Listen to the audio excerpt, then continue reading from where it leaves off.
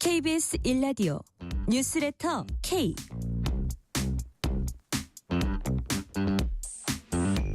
안녕하세요. 뉴스레터 K 진행하는 전종철입니다.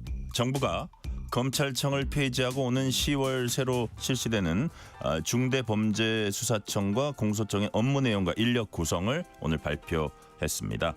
민주당은 12.3 비상겸 사태에 대한 2차 종합특검 법안을 오는 15일 본회의에 상정시켜 통과시키기로 했습니다. 국민의힘은 지방선거까지 내란몰이를 하겠다는 의도라면서 강하게 반발하고 있습니다.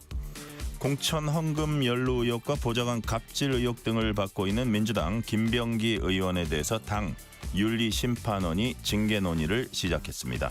국민의힘은 전 국민이 참여하는 새 당명 공모전을 실시하고 2월 중으로 당명 개정 절차를 마무리하기로 했습니다. 정치 토크 코너에서 주요 정치 현안 깊이 있게 분석합니다.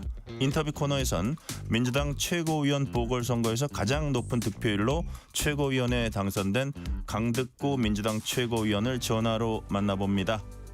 청취율 조사 기간입니다. 02로 시작되는 전화가 오면은 뉴스레터 K라고 대답해 주시면 감사하겠습니다.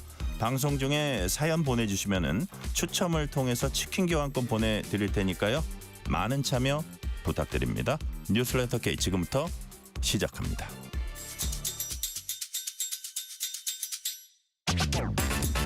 뉴스레터 K 정치 토크입니다. 박성민 전 민주당 최고위원, 신주호 전 국민의힘 상근 부대변인, 이동수 세대정치연구소 대표 나오셨습니다. 어서 오세요. 안녕하십니까.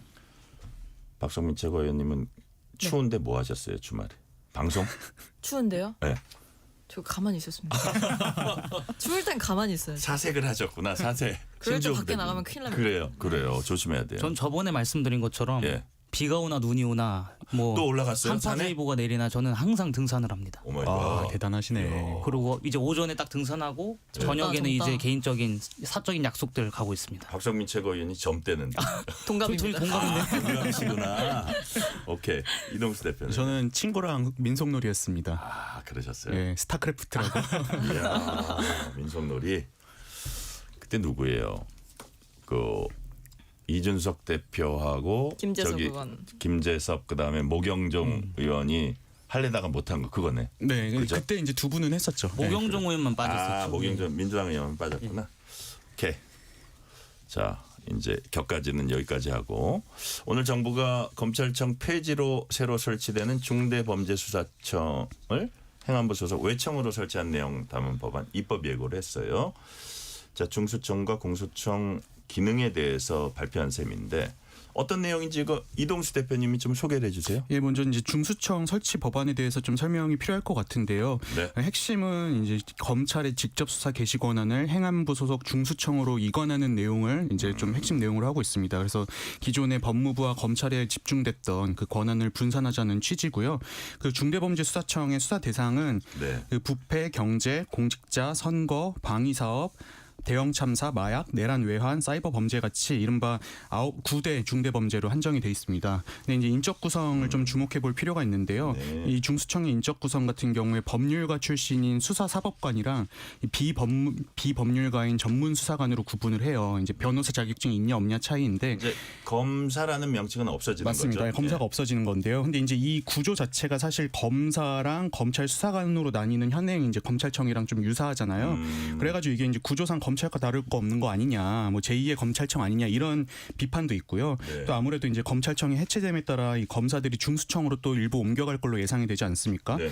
그래서 이제 중수청 수사사법관 조직들이랑 또 이제 공소청의 검사들 사이에서 카르텔 형성되는 거 아니냐 이런 비판이 있었어요. 네네. 근데 이제 지금 추진단에서 이야기한 거는 이 전문 수사관이랑 수사사법관 사이에 칸막이를 없애겠다. 그리고 이제 고위직에도 이 수사사법관이 제한 없이 임용되게 함으로써 인사 운영의 유연성을 확보함으로써 이 문제를 좀 해소하겠다 이렇게 발표를 한 상태입니다. 그러니까요. 수사사법관, 전문수사관, 검사라는 명칭은 없지만 수사사법관이 기존의 검사 같은 역할을 해서 또 약간 좀 뭐 특권화라는 표현은 뭐 해도 뭐 어떤 그런 모습으로 되는 게 아니야. 여기에 대해서는 이제 그런 게 아니다라고 얘기를 한 것 같고.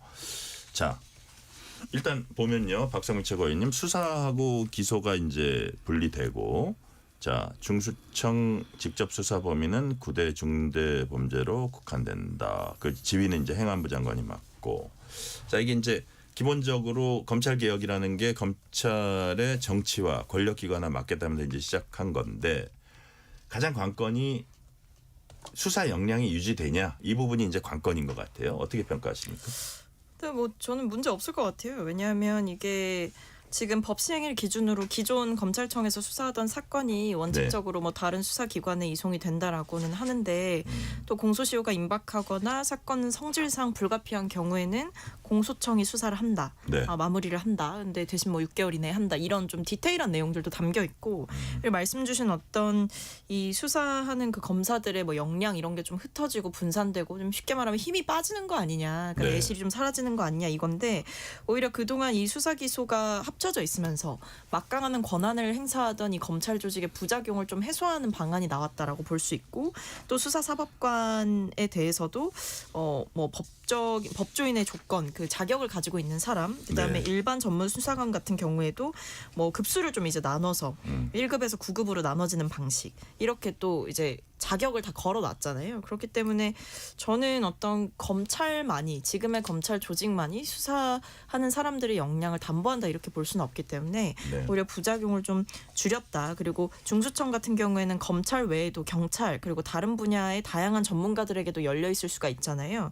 왜냐하면 이게 수사사법관 같은 경우에는 검사여야만 한다가 아니라 변호사 자격을 가진 자 이렇게 열려 있는 상황이기 때문에 다양한 분야의 전문가들에게도 열려 있는 체제로 설계가 됐다는 건 결국 검사들 외에도 다양하고 풍부한 지식을 가진 전문가들이 참여해서 역할을 할 수 있는 그런 통로가 열렸기 때문에 오히려 이런 내실들은 더 강화가 됐고 풍부해졌다 이렇게 네. 볼 수 있겠습니다. 자, 신조 부대변인 보시기에 수사 역량이 최소한 이제 유지된다거나 그럴 수 있다고 보세요.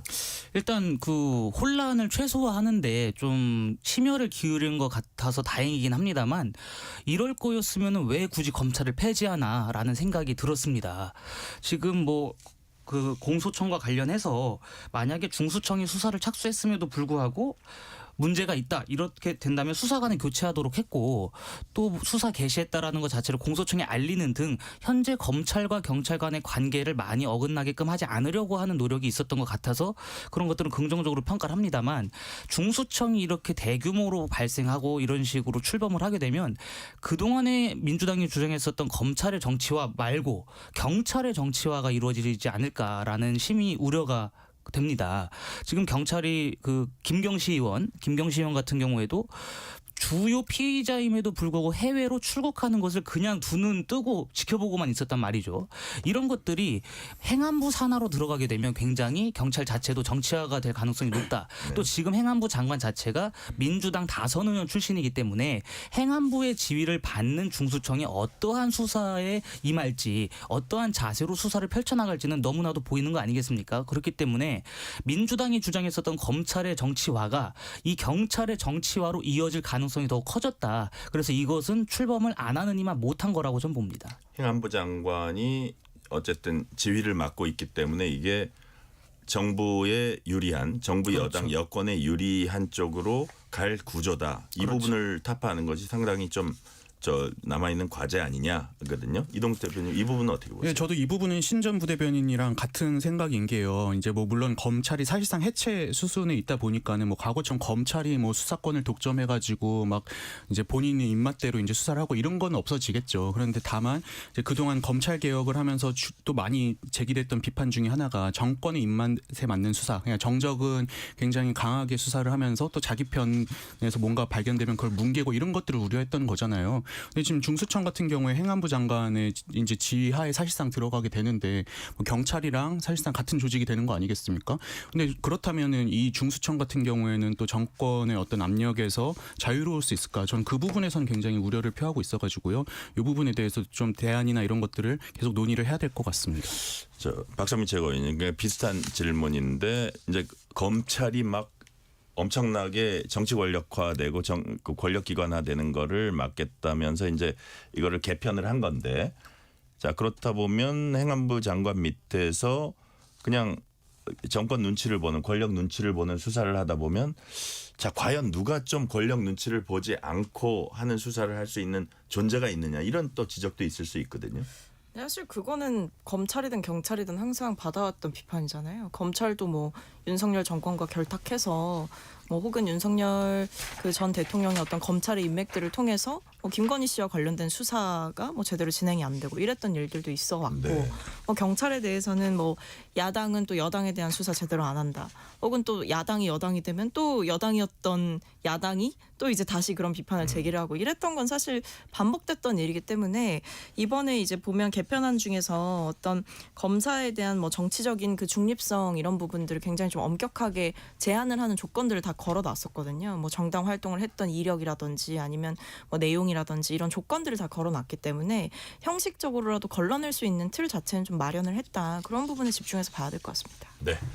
그리고 이제 남아 있는 쟁점 중에 가장 커 보이는 게 보안 수사권 문제입니다. 핵심 쟁점이었던 공소청 검사에게 보안 수사권 줄 것이냐 이 부분은 이번 법안에서는 지금 확정되지 않았거든요. 그래서 지금부터 뭐 애초부터 보안 수사권 폐지한다는 측 이게 뭐 예를 들어서 민주당으로 치면 좀 강경파들 위주로 해서 그렇지만 현실적으로 뭐 정성호 장관을 포함해가지고 뭐 정부 여당의 좀 현실론자들은 이거 정말 폐지해서 되겠느냐 맞서고 있거든요. 이거는 어떻게 진행될 걸로 박성민 최고위원 예상하세요? 뭐 사실 일단은 굉장히 뜨거운 감자죠. 왜냐하면 보안 수사권을 유지하는 것 자체가 결국 뭐 검사를 수사 기소 분리를 하겠다, 검사로부터 그런 권한들을 이제 분리를 하겠다라는 그 개혁의 방향과 좀 어떻게 보면 배치되는 거 아니냐라는 얘기들이 있는 거고 그렇기 때문에 쉽게 결론이 좀 안 난 것 같아요. 왜냐하면 결국 이 보안 수사권을 존치하게 되면 이름만 바뀌었을 뿐, 그러니까 뭐 판가리만 했을 뿐이지 사실 내용적으로 보면 검사의 권한을 이름만 바뀌어서 그대로 가져가는 거 아니냐 그 부분에 대한 이제 우려가 있는 건데 일단 추후 논의를 하는 걸로 정리가 됐기 때문에 이 형사소송법 그 개정 과정에서 논의가 네. 된다. 그래서 아직 정말 미정인 상태다. 근데 지금 최근까지 나왔던 어떤 정부의 입장들을 보면 보안 수사권을 그래도 최소한으로나마 유지하는 방향으로 가려는 입장이 있는데 이제 변수는 여권 내부의 반발이겠죠. 그래서 그 사이에서 좀 당정 간의 협의가 있지 않을까 싶습니다. 그러니까 좀 강성 지지층이나 주요 지지층들 아마 눈치를 좀 볼 수밖에 없다 이런 게 이제 여당의 입장인데 이동수 대표님은 어느 쪽으로 갈 것 같아요? 결론이? 이게 저도 결론이 어떻게 갈지는 잘 모르겠어요. 근데 지금 보니까는 정성호 장관의 뭐 워딩이나 이런 것들 종합해 봤을 때 정부에서도 필요하다고 생각은 하는 것 같아요. 근데 다만 이제 민주당 당원들의 그 요구가 워낙 거세기 때문에 지금 오도가도 못하는 상황이 아닌가 싶은데요. 근데 저는 이 보안 수사권이 완전히 이제 폐지될 경우에 좀 우려되는 부분이 이 보안 수사권이라는 게 경찰에서 처음에 수사를 했을 때 좀 미진한 부분이 있다 싶을 때 검찰이 다시 수사하세요 하면 다시 수사를 하는 거였잖아요. 네. 근데 과거에 이제 부산 돌려차기 사건 기억하시는 분들 많이 있을 텐데요. 이 돌려차기 사건 같은 경우에 처음에 경찰에서는 살인 미수로만 이제 수사를 진행을 해가지고 1심에서는 이 살인 미수 혐의만 이제 좀 적용이 돼서 이제 막 재판이 진행이 됐었어요. 네. 근데 검찰이 보니까는 CCTV에서 좀 미심쩍은 부분도 있고 또 이제 피해자의 뭐 옷이나 이런 것들을 DNA 감정도 하고 해가지고 이후에 이제 그 강간 살인 미수로 공소를 변경해가지고 더 강하게 처벌을 한 사례가 있거든요. 근데 이것처럼 이게 결국에는 뭐 정치인들 수사 뭐 이거보다는 국민들에게 이제 적용되는 이 측면이 훨씬 더 클 텐데 이걸 단순히 없애버렸을 때 경찰이 종료하면 끝나는 거 아니겠습니까? 그래서 네. 저는 이 피해는 국민들한테 가지 않을까 그 부분은 조금 우려가 되는 부분입니다. 네. 신주호 부대변인 보안 수사권은 있어야 된다는 생각이 더 강하시죠? 그렇죠. 예, 그래요. 있어야죠. 예. 예, 있어야 되는 이유가 예. 뭡니까? 그러니까 기본적으로 경찰의 수사력을 우리가 믿을 수가 있겠냐라는 점을 좀 말씀드리고 싶어요. 지금 공소청과 중수청으로 가게 되면은 현재 수사를 임했었던 검사들이 어디로 갈지는 너무 뻔한 거 아니겠습니까? 예. 굳이 수사청, 중수청으로 가가지고 고생하려고 안 할 겁니다. 그럼 모든 사람들 대부분이 공소청으로 가게 되면 이 특수수사 이것을 해본 경험이 있는 분들이 중수청에 안 가게 돼요. 그럼 중수청에서 기본적으로 수사를 하고 그럴 적에 베테랑이 없다 보니까 제대로 된 수사 결론을 못 낼 겁니다. 그럼 제대로 된 수사 결론을 못 낸 것을 토대로 공소를 하게 되면은 흉악범들이 유죄를 못 받아낼 거예요. 판결이 안 내려질 겁니다. 그러니까 능력 있는 사람이 공소청으로 갈 거다. 능력 있는 사람들은 다 공소청으로 갈 수밖에 없죠. 그거 듣는 중수청 기분 나쁠 것 같은데. 아니 중수청이 수사를 아니, 열심히 해야 제가 잠깐 되는데 농담한 겁니다. 거기는 안 갈 확률이 크다라는 게 지금 법조계 대부분의 예상입니다. 예, 그렇기 예. 때문에 부족한 수사, 미진한 수사 혹은 경험이 없었던 분들에 대해서 더 결론을 내놓아라. 우리가 제대로 된 공소 제기를 할 수 있게끔 하라. 이것은 반드시 필요한 과정이죠. 네. 자, 보안 수사권이 반드시 필요할 것 같다. 신주호 부대변인께서 이제 말씀해 주셨고요.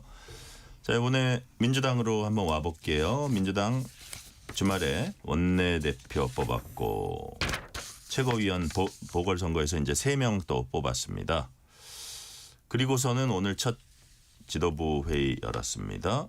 이제 4개월 동안 맡게 되는 원내대표직 한병도 원내대표.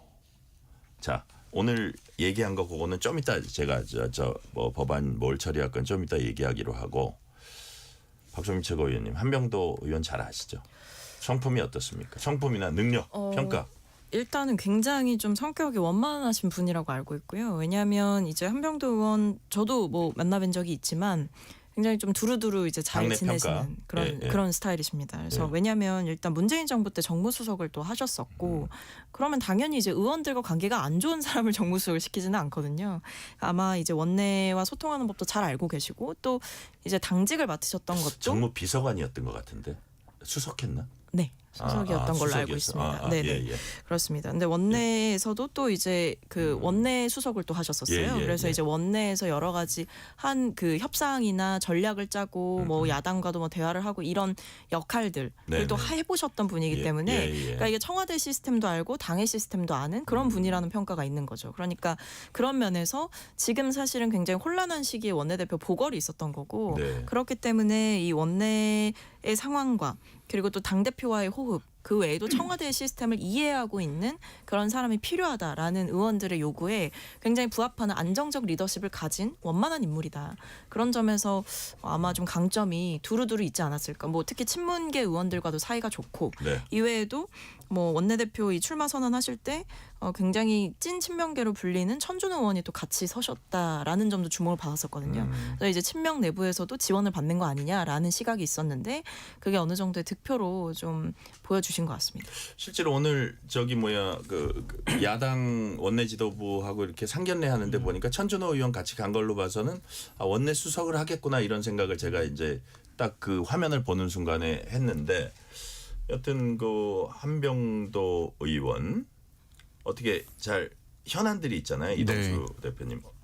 뭐 그래도 이게 여야 간에 워낙 안 좋고 이게 뭐 실타래가 이게 꼬여 있기 때문에 어렵긴 한데 그래도 괜찮은 인사라고 보세요. 네, 저도 뭐 그런 점에서는 괜찮은 분이라고 예. 생각을 한 게요. 일단 뭐 지금 많은 현안들이 있지만 지금 이 현안 자체가 문제라기보다는 양당이 전혀 소통하지 않는 이 구조가 문제인 거잖아요.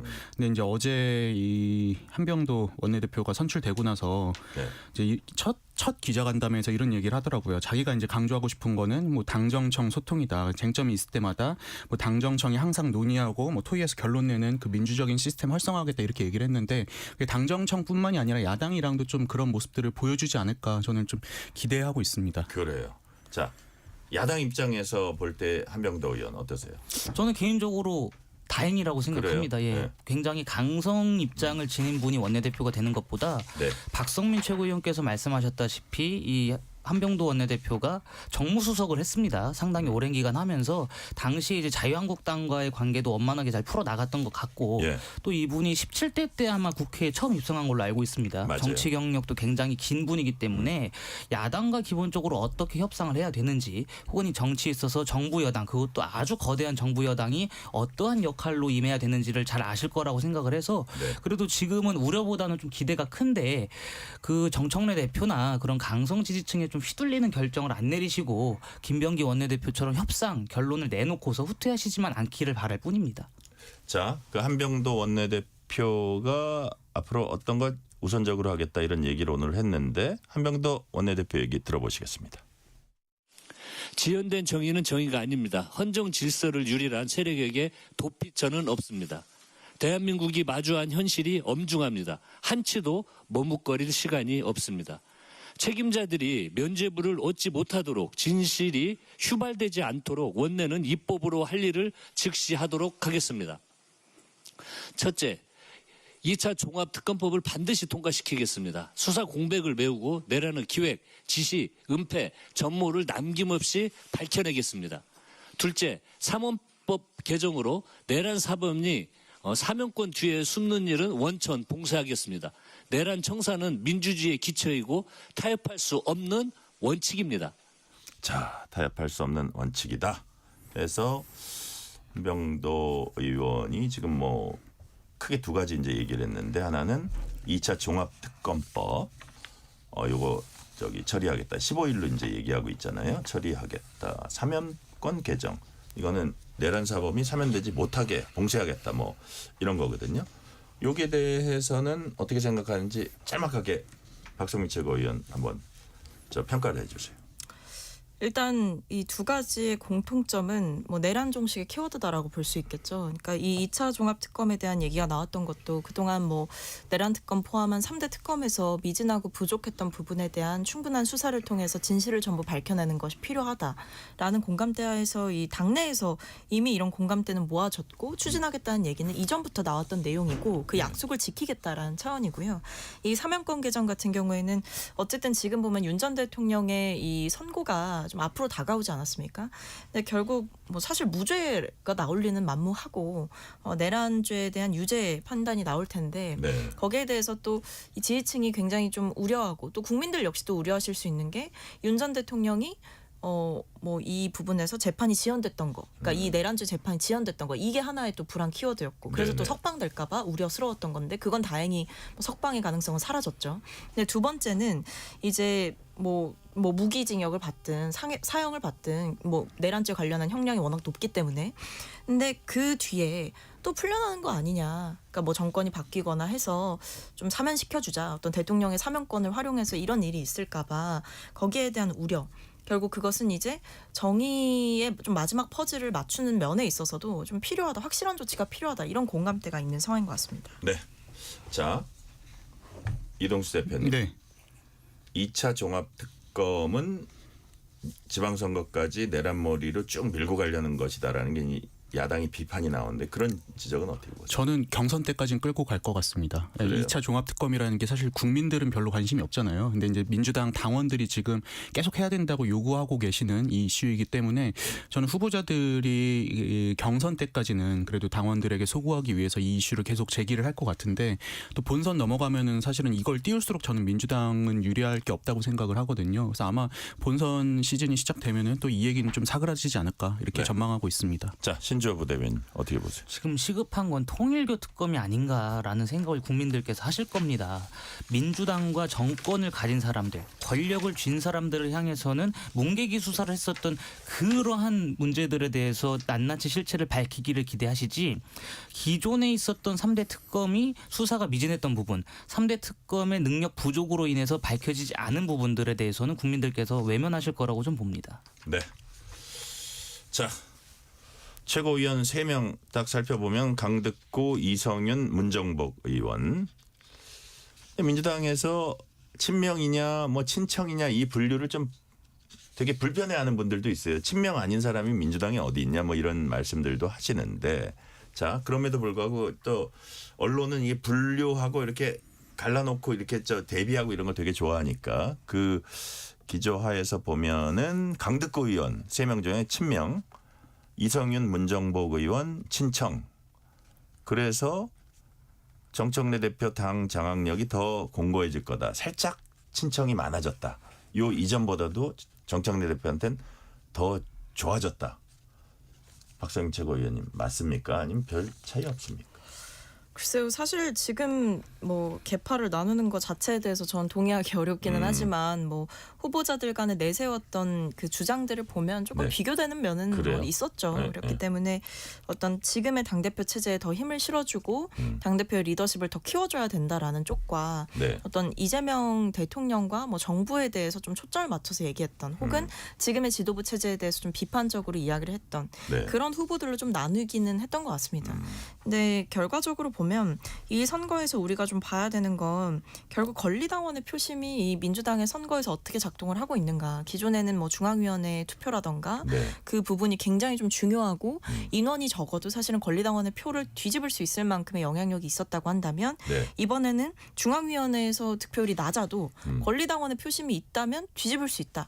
이 결과를 보여준 것이기 때문에 네. 사실 지금 어떤 당대표 체제에 대한 권리당원들의 그 지지가 어느 정도 확인됐던 선거였다. 이 점을 확인해 볼 수 있었다고 생각합니다. 그래서 이제 당 이동수 대표님 합쳐서 얘기해 네. 주시면 돼요. 그러니까 정청래 대표 당장력이 더 이렇게 공고해졌냐? 요 시금석 중에 하나가 이제 권리당원 대의원 1대1 이거를 곧바로 추진하겠다고 했거든요. 그런 데 있어서도 조금 더 좀 뭐라 그럴까 좀 이게 원활해졌다? 어떻게 전망하세요? 근데 저는 정청래 대표가 딱히 이렇게 더 유리해지진 않았다고 보는데요. 그래요? 저는 되게 팽팽한 상황이라고 어제 봤거든요. 왜냐하면은 일단 친명으로 분류되는 게 강득구 이건태 의원, 그 친청으로 분류된 게 문정복 이성윤 의원이잖아요. 근데 네. 지금 이건태 의원이 떨어져가지고 이제 정청래 대표 유리해질 거다라고 다들 전망을 하시는데, 근데 어제 그 득표수를 계산을 해보니까는 중앙위원회에서는 57대 43으로 친명 측이 이겼고요. 네. 권리당원에서는 54대 46으로 친청 측이 이겼어요. 그러니까 일단은 지금 뭐 정치인을 포함한 뭐 간부들은 이제 아직까지는 그래도 친명이 우세하고 네. 다만 이제 권리당원에서 친청이 이제 우세하다고 볼 수 있는 상황인데 전 이게 그 2020년대 초반의 민주당 구도랑 되게 비슷하게 가고 있구나라는 생각이 들었습니다. 그 당시에 생각해 보면은 문재인 대통령 체제에서 네. 이제 뭐 정치인들이라든지 아니면 지역의 위원장들 이런 간부들 같은 경우에는 친문이 많았잖아요. 근데 이제 당원들 같은 경우에 그 당시에 이재명 그 경기도 지사를 밀지 않았습니까? 그 이제 대결이 막 오다가 지금 이제 결국에 이재명 대통령이 이긴 상황이었는데 전 당분간은 이렇게 좀 친청 대 친명이 팽팽하게 맞서는 구도로 가다가 네. 이재명 대통령이 얼마나 잘 하느냐에 따라서 그 추가 좀 기울 수 있다라고 보고 있습니다. 네. 대통령의 국정 운영이 중요해 보인다. 지금의 민주당 친청 친명 요 구도는 어떻게 평가하세요? 신주호 저는 부대변인. 황금 비율이 좀 탄생한 것 같아요. 강득구 의원이 이제 친명이지만 1등을 했고 친청인 두 분이 당선이 됐습니다만 네. 이동수 대표께서 말씀하신 것처럼 그 권리당원과 다른 그 표수를 더 많이 가지신 분들의 의견이 엇갈린 거 아니겠습니까? 이러다 보니까 올해 지방선거 이후에 당대표를 연임하려고 하는 정청래 대표 입장에서는 굉장히 당황을 했을 겁니다. 이렇게 가면 안 되겠다라는 생각을 해서 그 1인 1표제를 아마 좀 가열차게 통과시킬 가능성이 좀 크다고 생각을 합니다. 그런 상황에서 지금 최고위원회 구성에서 과반을 넘겼기 때문에 그러한 것들이 이어진다면 정청래 대표의 입김이 더 강화되겠지만 만약에 그러한 과정 속에서 강득구 의원이라든가 민주당에 있는 친명계들이 정청래 대표를 향해서 강하게 드라이브를 건다. 이른바 시비를 건다. 이렇게 해서 만약에 이번에도 1인 1표제가 부결이 된다면 저는 정청래 대표 연임이 굉장히 힘들 수도 있다. 그렇기 때문에 이번에 좀 황금 비율이 탄생을 했습니다만 그렇기 때문에 민주당 내 갈등의 내관이 아주 깊이 존재할 것처럼 보입니다. 네. 5169님 메시지 소개해드릴게요. 뉴스레터 K 잘 챙겨 듣고 있습니다. 다른 프로그램에 비해서 폭넓은 뉴스를 전해주셔서 감사드립니다. 청취율 조사 응원합니다. 제가 감사드리고요. 실시간 교통 상황 알아보겠습니다. 라디오 교통정보센터 공인혜 리포터 나와주세요. 네, 이 시각 교통정보입니다. 쌀랑눈이 내리고 있는 월요일 퇴근길입니다. 서울시내는 폭설 대비 재난 1단계가 발령 중이고요. 경기 북부와 강원 일부에는 대설주의보가 발효 중입니다. 눈길 감속 운행을 부탁드립니다. 먼저 서울시내 서부간선도로 금천 방향 성산대교부터도 꽉 막혀있는 이유 늘어난 퇴근 교통량에 더해 서부간선 지하도로 진입 지점인 양평교 부근 2차로가 도로 결빙으로 차단돼 있어서입니다. 살펴 지나시고요. 한강을 따라선 잠실 쪽 올림픽대로 방화대교에서 월드컵대교 사이와 노량진 수산시장부터 구리 암사대교 쪽으로 1시간 20분이 넘게 정체되는데요. 이 사이 성수대교 부근 하위차로에선 추돌 사고도 수습 중입니다. 반대 공항 방향 동호대교부터 가양대교 쪽으로는 1시간가량 같은 방향 강병북로도 한남부터 가양대교 쪽으로 50여 분 꽉 막힌 정체 이어지고요. 고속도로 중에선 광주 대구선 광주 방향 거창 휴게소 부근 1차로가 승합차 사고로 막혀 있습니다. KBS 교통정보센터였습니다. 퇴근길 당신과 함께 있는 세상 이야기 KBS 1라디오 뉴스레터 K 문자 샵 9730 짧은 문자 50원 긴 문자 100원 어플리케이션 콩은 무료 유튜브 KBS 1라디오 계정 채팅창도 열려 있습니다. KBS 1라디오 뉴스레터 K 정치 토크 박성민 전 민주당 최고위원 신주호 전 국민의힘 상근부대변인 이동수 세대정치연구소 대표와 얘기 나누고 있습니다. 자, 이번엔 국민의힘으로 한번 가볼게요. 당명 개정에 착수했습니다. 오늘부터 전 국민 대상으로 새 당명 공모 받아서 설 전에 당명 개정 마무리하겠다. 이게 국민의힘 계획인데 제법 자주 바꿨더라고요. 뭐 새누리당도 네. 뭐 해가지고. 근데 2020년 9월 미래통합당에서 국민의힘 당명 바꾼 지 5년 반 만이고 일각에선 신조부 대변인 네. 간판가리 포장지만 바꿔서 이게 되겠냐 이런 지적에 대해서 어떻게 보세요? 동의합니다. 근데 지금 상황에서는 간판이라도 바꿔야 되지 않나라는 생각을 좀 하신 것 같습니다. 장동혁 대표가 지난번 기자간담회를 통해서 당명 개정도 말씀을 하셨지만 당내에 있는 현안들에 대해서 어떤 식으로 쇄신을 해나갈지 그 쇄신안도 구체적으로 말씀을 하셨거든요. 네. 그러한 쇄신안의 실현과 더불어서 당명 개정이 이루어진다면 저는 그 시너지 효과가 날 거라고 생각을 합니다.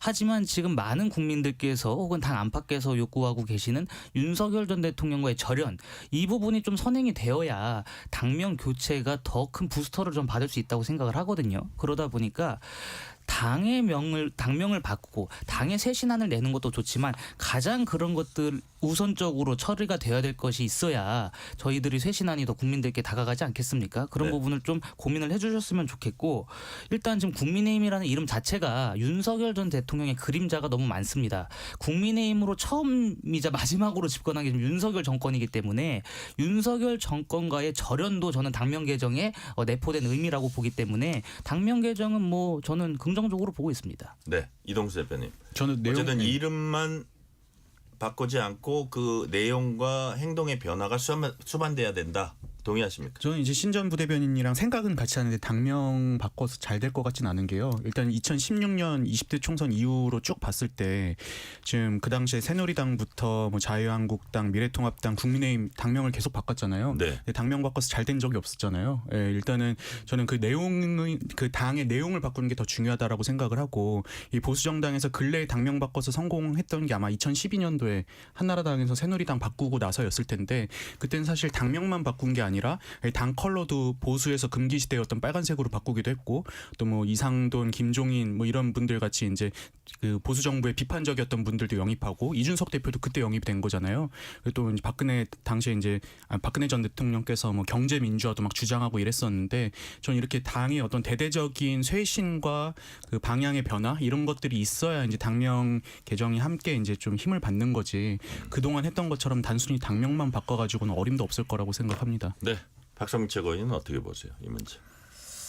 좀 가성비가 떨어지는 조치일 것 같아요. 왜냐하면 너무 많이 바뀌면 이제 헷갈리거든요. 그래서 저는 국민의힘이 지금 상황에서 할 일이 정말 당명 교체일까, 오히려 윤리위원장 교체가 아닐까라는 생각을 개인적으로 하고 지금 상황에서 이름을 바꾸겠다, 뭘 다 바꾸겠다라고 하지만 정작 바꿔야 될 건 안 바꾸고 안 바꿔도 되는 걸 바꾸고 있다 이런 생각이 들어요. 그래서 뭐 국민들께서 보셨을 때 국민의힘이 이제 더 이상 뭐 국민의힘이 아니라 다른 이름으로 바뀐다고 해서 아 정말 국민의힘이 바뀌었구나라는 생각을 하실까? 저는 그렇지 않다고 생각합니다. 내용물이 결국 중요하잖아요. 포장지를 아무리 바꾼다고 해도 그 안에 있는 내용물이 똑같으면 아 나는 환불 요청했고 반품 요청했는데 똑같은 상품이 포장지만 바뀌어서 다시 나한테 돌아오면 사실 저는 그건 의미가 없다. 지금 네. 국민들은 상품 교환에 대한 요청을 하고 계시다라고 생각합니다. 네, 이동수 예. 대표님. 근데 이제 저는 이 당명 개정 처음에 딱 나왔을 때 또 처음에 든 생각이 뭐였냐면은 장동혁 대표가 지방선거 포기했나 이 생각도 들었어요. 왜냐면은 지금 지방선거가 한 5달도 남지 않은 상황에서 당명 바꾼다고 하면 또 이제 한두 달 걸릴 거 아니에요. 그럼 선거 직전에는 이제 당명 바꿀 텐데 국민분들 중에 물론 정치에 관심이 많은 분들은 국민의힘이 뭐로 바뀌었다를 알고 있지만은 그냥 막연히 그냥 국민의힘 그냥 생각하시던 저관여층 같은 경우에는 투표장 갔을 때 이거 당 어디 갔지 이렇게 생각하실 수 있거든요. 그리고 꼭 항상 그 양대 정당이 당명을 바꾸면은 이삭죽기식으로 기존 그 당명 가져가는 정당들이 있어요. 뭐 새누리당 때도 막 한나라당이 따로 옛날 있었거든요. 민주당도 그랬어요. 그러니까요. 네. 예. 그래가지고 저는 이런 식으로 그냥 남 좋은 일만 시키는 게 아닐까라는 생각이 좀 들더라고요. 일단 근데 지금 계획은 네. 한 달 안에 뭐 마무리 짓는다 이거니까 일단 한번 그건 살펴보도록 하겠습니다. 자, 공천 헌금 1억 사건 키맨 김경시 의원 미국 출국한 지 10하루 만에 귀국했습니다. 긴급 체포를 안 하더라고요. 3시간 반 조사받고 집으로 돌아갔습니다. 그 이전에 전 사무국장도 한 14시간 조사받은 것 같은데 자 김경 압수수색도 귀국 이후에 한 것 같고 강선우, 김경 그리고 전 사무국장 출국 금지 조치도 오늘 오전에야 내려졌습니다. 자 야당에서 무슨 얘기가 나오냐면 수사가 아니라 혐의를 최대한 축소해주기 위한 에서 경찰이 도와주고 있는 것 아니냐 이런 비판까지 나옵니다.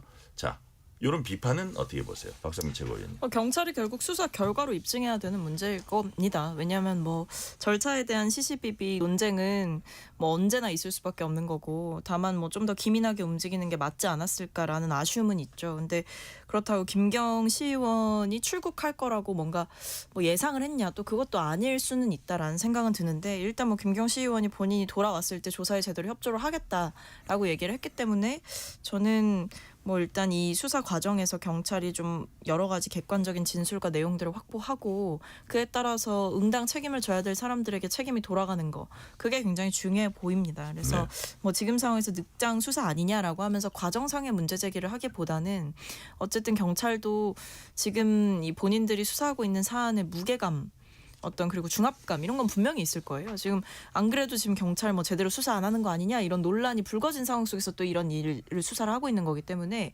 경찰도 본인들 조직에 명운을 걸고 수사를 해야 되는 거죠. 자, 이제 명운 걸고 수사하고 결과를 보여줘야 된다. 이제 맞는 말씀 박성민 최고위원 해주셨는데, 사실 수사의 초반이 중요하잖아요. 앞쪽에 예를 들어서 증거를 확보하고 이런 게 되게 중요한데, 이런 부분에 있어서 만약에 나중에 아이고 뭐 뒤져봤더니 별로 없더라 이런 얘기를 할 거면 이거 초반에 뭐 했냐는 얘기가 이제 나올 것 같은데, 자, 원래 김경시 의원 돈 준 적 없다 처음에 그랬었죠.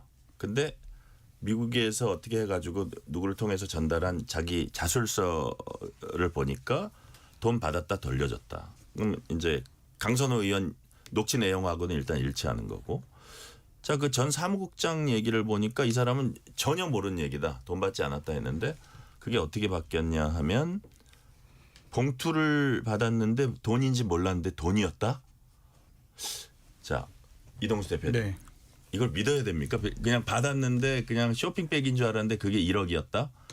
자, 그렇다면 이거는 그 기간 동안 서로 입 맞추고 있는 거 아니야? 이런 의심을 할 수 있어요. 어떻게 보세요? 충분히 이제 그런 정황들이 지금 나오고 있잖아요. 그리고 이제 일단은 그 말씀하신 대로 김경시 의원이 말이 번복이 됐고, 또 심지어 이제 녹취록 공개된 직후에 지난해 12월 31일 날 뭐 미국의 라스베가스에 CES 본다고 막 이제 출국을 했잖아요. 근데 그 과정에서 이제 경찰이 손을 놓고 있던 거 아니겠습니까? 그래서 저는 과연 이제부터 수사가 진행된다고 한들 제대로 된 수사가 진행될 수 있을까라는 생각이 좀 들었고요. 또 확실히 경찰이 정치인 수사에 있어서는 좀 미적거리는 것 같은 느낌이 많이 드는 게, 또 지난해 10월달에 진종호 국민의힘 의원이 김경 시의원을 고발을 했잖아요. 물론 이것과는 별개의 건이에요. 그 당시에 김민석 총리 이름도 맞습니다. 나오고. 이제 그 당시에 뭐 김경 시의원이 이제 김민석 총리의 이제 올해 지방선거를 돕기 위해서 종교인 뭐 3,000명을 당원으로 가입시키고 당비를 대납했다는 의혹이에요. 근데 그래서 그쪽에서 그럼 그 추가 지시 나옵니까 했더니 김민석으로 그 녹취 얘기하는 맞습니다. 거죠. 네, 나왔는데 이제 지금 2달 넘게 지났잖아요. 근데 아직까지 고발인 조사 일정도 안 잡았다고 하더라고요. 그래서 경찰이 이렇게 미적거리면서 수사를 하고 있는데 과연 이번 수사도 제대로 진행이 될지 의문이긴 합니다. 네. 신주호 부대변인께는 다른 질문을 하면서 전체적으로 한번 평가를 해주시는데, 자, 김 시의원이 열하루 미국 체류하는 동안 뭐 CES에서 엄지척하면서 표정이 되게 좋아요. 네. 야, 좀 믿는 거 있나 이런 그 해석을 하는 사람들도 있고, 텔레그램을 탈퇴했다가 가입하고 탈퇴했다가 또 재가입하고, 그걸 또 어떻게 분석하는 사람들도 있냐면, 한 번 탈퇴한 다음에 그거는 국내와 교신을 했고 그 다음에 또 탈퇴해가지고 또 재가입해가지고 들어왔다. 네.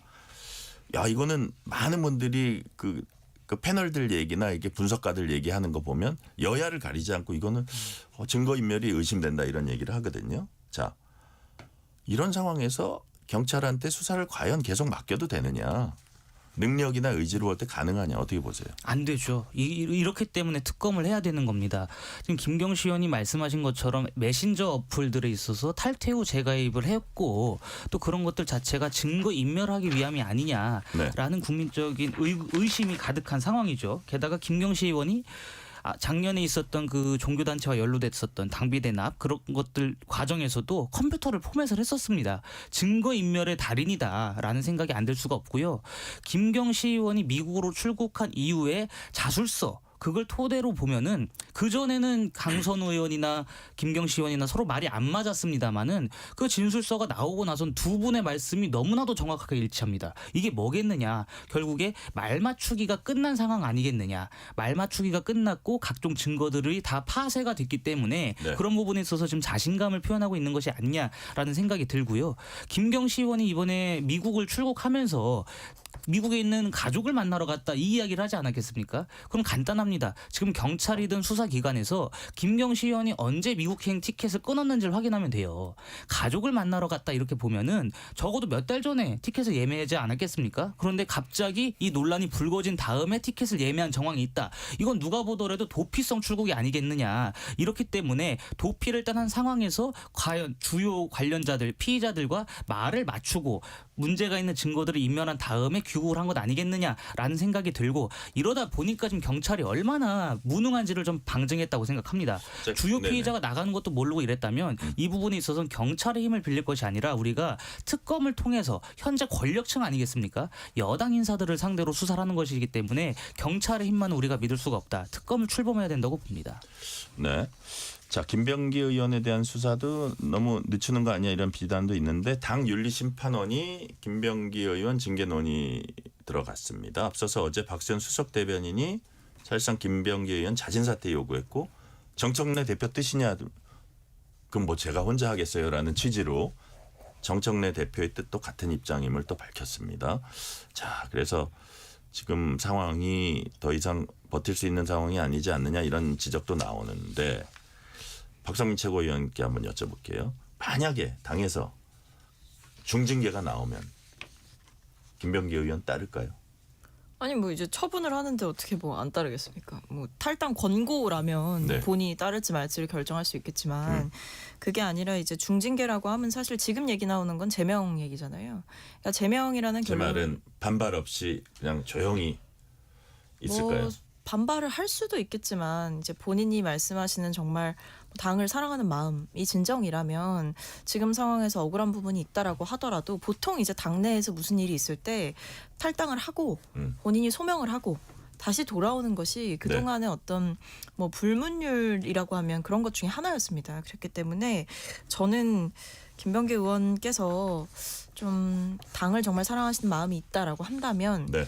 본인이 좀 선당 후사의 결정을 해야 되는 게 맞고 근데 그것을 스스로 하지 않겠다 탈당을 하지 않겠다라는 입장이 워낙 강경하다면 당 입장에서도 사실 이 의혹들 이 수많은 의혹들과 논란들을 가지고 계속 기다리고 버티고 감싸줄 수는 없는 노릇이다. 그렇기 때문에 저는 제명 조치가 나올 거라고 생각합니다. 그래요. 자, 이동수 대표님은 만약에 중징계가 나오면 김병기 의원이 나름대로 약간 당에 대해 내가 너무 많이 알고 있다는 걸 얘기하는 건가 이런 분석도 있었잖아요.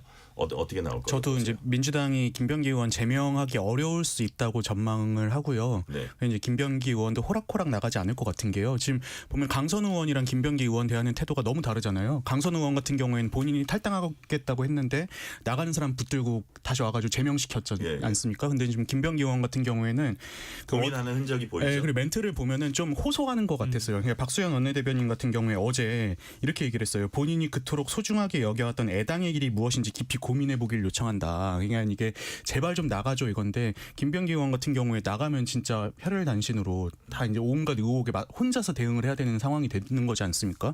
이분이 이제 미쳤다고 나갈까? 저는 이제 뭔가 이제 김병기 의원이 쥐고 있는 게 있고 이걸 통해서 좀 지도부를 압박하려고 하지 않을까 이렇게 생각을 합니다. 자, 강선우 의원과의 그 녹취가 전화로 하다가 어떻게 자동 녹음된 건 줄 알았더니 방에 찾아온 사람을 그거 누르지 않으면 녹취가 안 되는 거잖아요. 그렇죠. 자, 그렇다면 떨고 있는 의원들이 있을까요, 없을까요? 전 굉장히 많을 거라고 봅니다. 김병기 의원이 우리가 국정원 출신이라고는 합니다만 안기부 출신입니다. 안기부. 1987년. 네, 그 무선 안기부 출신이기 때문에 이분이야말로 상대방이 약점을 쥐는데 그 통달한 분이다. 그렇기 때문에 저는 김병기 의원이 민주당 내 다양한 비위들을 갖고 있을 거라고 보고 그 김병기 의원이 갖고 있는 황금폰이 무서워서 이분에 대해서 지금 제대로 된 징계를 못 내린다 이런 말도 있는 거 아니겠습니까? 게다가 김병기 의원이 지난 총선에서 후보자 검증위원장을 했었고 공관위 간사를 했습니다. 그 두 개의 주요 당직을 맡으면서 현직 민주당 의원들과 관련된 얼마나 많은 비위와 의혹들을 입수했을 것이며 그것을 무기로 삼았을지는 눈에 불 보듯 뻔한 거 아니겠습니까?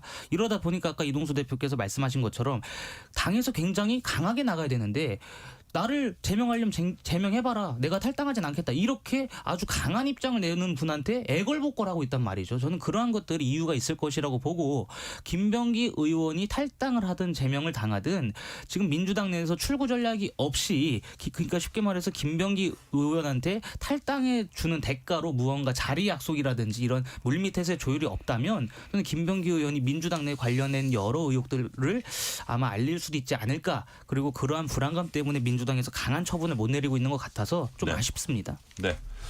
북한이 제기한 한국 무인기 침투 주장과 관련해서 국방부는 해당 무인기 보유 운영한 사실 없다고 밝혔습니다. 자, 대통령이 뭐 민간이 한 거라도 철저히 조사해라 이렇게 지시를 해서 공영합동수사팀 구성됐는데 김여정 북한 노동당 부부장은 민간이든 군이든 한국 당국 책임에서 벗어날 수 없다 이렇게 비난을 했어요. 이와 관련한 장동혁 국민의힘 대표 얘기 들어보시겠습니다. 북한의 무인기 침투 주장에 대한 대통령과 정부의 대응이 굴욕을 넘어 황당할 지경입니다. 우리 군이 하지 않았다는 읍소에 가까운 입장문을 이틀 사이에 무려 7번이나 내놓았습니다.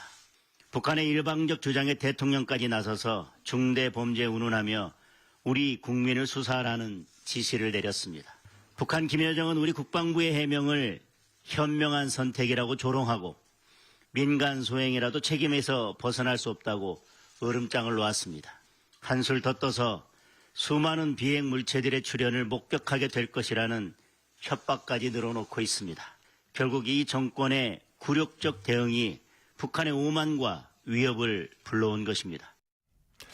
자, 장동혁 대표 얘기 이렇게까지 읍소가 가까운 굴욕적 태도 보여야 하냐 뭐 이런 건데 자 대통령 이거 민간하는 것도 우리 그 한반도 평화 국가안보 위협한 중대 범죄다. 엄정수사 이제 지시를 했고 공경합동수사팀 30명으로 이제 구성됐고 자, 한편에서는 북한을 뭐 지나치게 자극해서 소통 더 멀어지게 하지 말자 이런 입장. 이게 이제 대통령의 입장인 거고 그렇다고 해도 이거 너무 북한의 저자세 아닌가? 박성민 최고위원님 어떻게 보세요? 그러니까 이게 저자세로 볼 문제가 아니고 어떤 국민의 생명과 안전을 지키겠다라는 그러니까 북한과의 불필요한 갈등을 유발하고 그로 인해 좀 국민들을 불안하지 않게 만들고 또 그 사이에서 북한의 어떤 뭐 우리는 보내지 않았다라는 입장을 전하면서 공동 조사를 얘기를 하잖아요. 그러니까 그게 결국 정부가 북한과의 대화를 해 나가겠다라는 그 의지를 다시 한번 보여주는 그러니까 여러 가지 전략들이 담겨 있는 내용이다. 오히려 이 상황에서 저희가 그냥 가만히 있으면 저희가 보낸 게 되겠죠. 그러니까 우리나라가 북한에 보냈다. 그렇게 하면 북한에서 계속 뭔가 무력 도발을 시사한다든지 아니면 계속 뭔가 우리를 위협하는 듯한 발언들을 이어갈 텐데 그 부분에 대해서 정부가 입장을 제대로 내지 않는 거 저는 그게 오히려 더 안일한 대응이라고 생각합니다. 네, 이동수 대표님. 지금 우리 정부가 이제 이재명 정부 들어가지고 북한과의 관계를 개선하기 위해서 많은 노력을 하고 있지 않습니까? 근데 그런 상황에서 우리 군이 보내지 않은 무인기에 대해서 해명할 필요는 있다고 저는 생각은 해요. 그냥 좀 오해를 풀 필요는 있겠지만은 지금 이제 정부에서 나오는 발언들 보면 뭐 무인기 보낸 게 중대 범죄다, 엄정 수사하겠다 하는데 사실 이렇게까지 나갈 필요는 있을까? 오히려 이렇게 나가는 게 이제 국내적으로 봤을 때 좀 북한에 굴종하는 듯한 태도로 비춰서 오히려 남남 갈등을 더 일으키지 않을까? 저는 그런 우려가 있습니다. 네, 신조 부대변인님. 이게 처음에 논란이 터졌을 적에 국방부 대변인인가요? 그분이 북한을 자극하는 일은 없을 것이다 이런 얘기를 했습니다. 그럼 국방부는 왜 있습니까? 우리의 주적이 북한인데 그들을 자극하는 일은 하지 않겠다. 이러면 국방부의 존재 이유를 본인들이 부정하고 있다라는 생각이 들고 북한은 지금 동해상으로 미사일을 발사했습니다. 그것보다 더한 군사적 위협, 그것보다 더한 도발이 있습니까? 그런데 우리는 무인기 하나 보낸 것 이거 갖다가 지금 국방부와 정부 차원에서 우리가 안 보냈어요 이러면서 북한의 심기만 살핀다면 이 정부는 대체 누구를 위해서 존재하는지 국민들이 묻지 않을 수가 없을 것이고요. 이런 것들이 안보에 총체적으로 위협이 되는 겁니다. 무인기를 보낸 게 위협이 아니라 우리가 무인기를 보내지 않았다라는 걸 확인해 주는 그 순간 NCND라는 그 원칙이 깨지는 것이기 때문에 오히려 정부와 국방부 이런 발표 자체가 우리 국민들의 삶을 총체적으로 위협하는 가장 큰 안보 위협 요소라고 좀 봅니다. 네, 시간이 한 1분 정도 남았는데 짧게 하나 여쭤볼게요. 한 문장으로 딱 해주시면 이해훈 기획예산처 장관 후보자 갑질 폭언으로 시작해서 재산 증식, 부정청약, 취업 의혹, 뭐 아들 취업 의혹이죠. 그다음에 병역, 뭐 부모 찬스 뭐 여러 가지 있습니다. 박상민 최고위원 보시기에 이게 좀 커 보인다. 딱 하나 꼽으면. 저는 지금 상황에서는 부정청약이 진짜 큰 것 같아요. 왜냐하면 결국 점수가 왔다 네. 갔다 했다. 이 얘기가 있잖아요. 그러니까 명백하게 법 위반이 될 수 있는 사안이라 후보자가 이걸 소명할 수 있을지 의문입니다. 네, 신조어 부대변인님. 저도 부정청약이라고 그래요? 보는데요. 이게 뭐 법적인 거 말씀해 주셨으니까 아니 어떻게 신혼인 아들은 우리 집에 살고 새로 들인 며느리는 딴 데 가서 사는 이게 말이 됩니까? 게다가 그렇게 청약을 받고 나서 바로 아들을 또 이주시킵니다. 이런 것이 과연 국민 상식에 얼마나 부합할지를 고민해봐야 된다고 봅니다. 딱 10초 남았거든요. 네. 이동 대표님 부정청약 오케이. 저는 이제 No. 보좌진 폭언 갑질 이게 그래요? 첫 타를 때린 거잖아요. 또 이제 국민들 뇌리에 이해훈 후보자가 어떤 분이다라는 인식을 좀 각인시킨 것 같아서 그게 큰 것 같습니다. 지금까지 박성민 전 민주당 최고위원, 신주호 전 국민의힘 상금 부대변인, 이동수 세대정치연구소 대표였습니다. 오늘 말씀 감사합니다. 감사합니다. 뉴스레터 K 1부 마치고 2부가 이어집니다.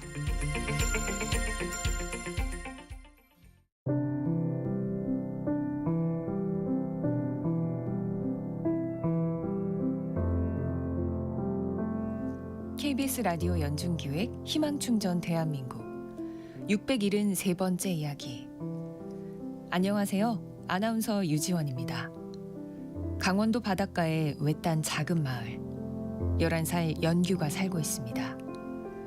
연규의 가족은 위암 수술을 받은 할아버지와 뇌출혈 후 편마비를 앓고 있는 할머니 두 분뿐인데요. 태어나자마자 이곳에 맡겨졌기에 엄마의 얼굴조차 기억하지 못합니다. 어려운 환경 속에서도 의젓하게 자라온 연규. 하지만 하루하루 두 분의 병세가 깊어질수록 연규의 불안과 걱정도 커져만 가는데요. 약값과 생계비 모두 정부 보조금에 의지한 채 힘겹게 버텨내는 세 식구의 삶.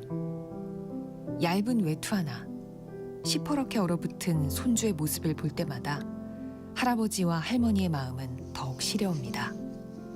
추운 겨울 연균의 가족이 마음의 안정을 찾을 수 있도록 여러분이 두 손을 꼭 잡아주세요.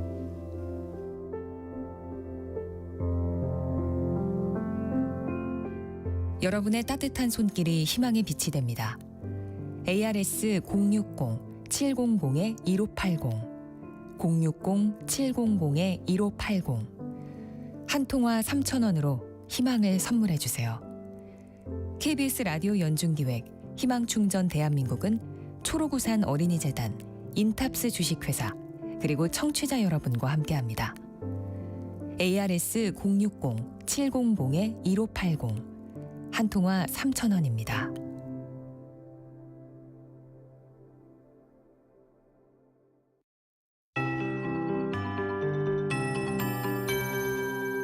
KBS 58분 날씨.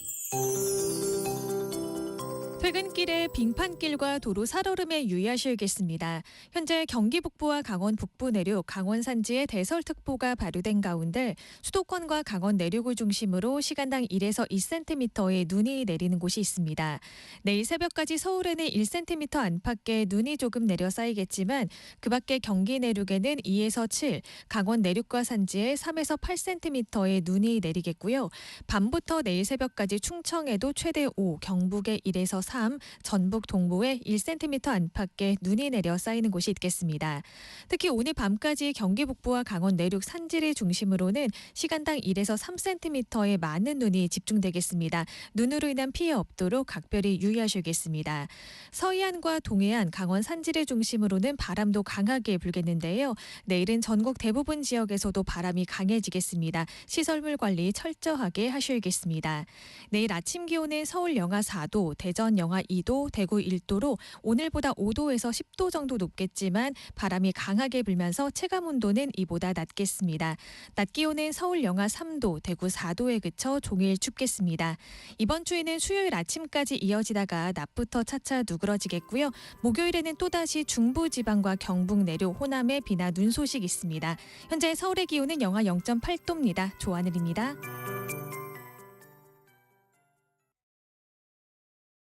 정성을 다하는 국민의 방송 KBS가 6시를 알려드립니다. AM 711kHz, FM 97.3MHz, KBS 1라디오입니다. HLKA.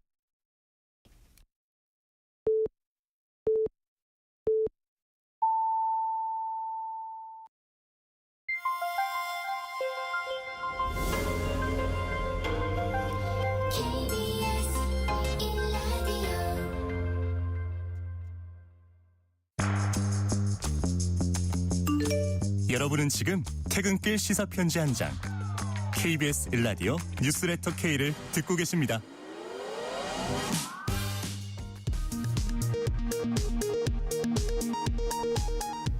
이 시각 라디오 정보센터 뉴스입니다. 12.3 비상계엄 사태 등에 대한 2차 종합특검 법안이 오늘 민주당 주도로 국회 법사위를 통과했습니다. 국민의힘은 2차 종합특검법에 반대하며 표결에 참석하지 않았습니다.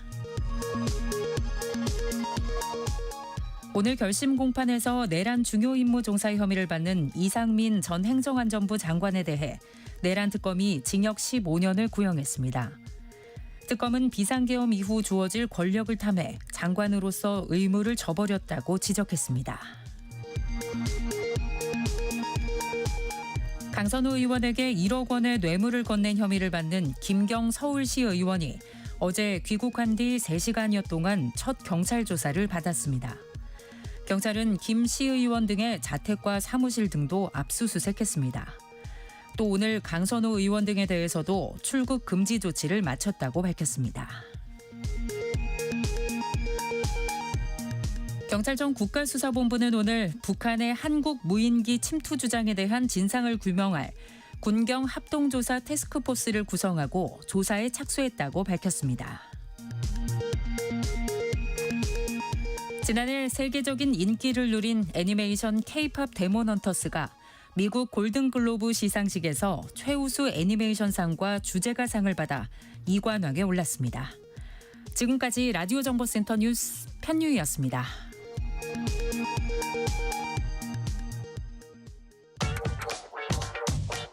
뉴스의 진수를 보여주는 인터뷰. 뉴 진수. 오늘 인터뷰 코너에선 민주당 최고위원 보궐선거에서 가장 많은 득표로 최고위원에 선출된 민주당 강득구 최고위원을 전화 연결합니다.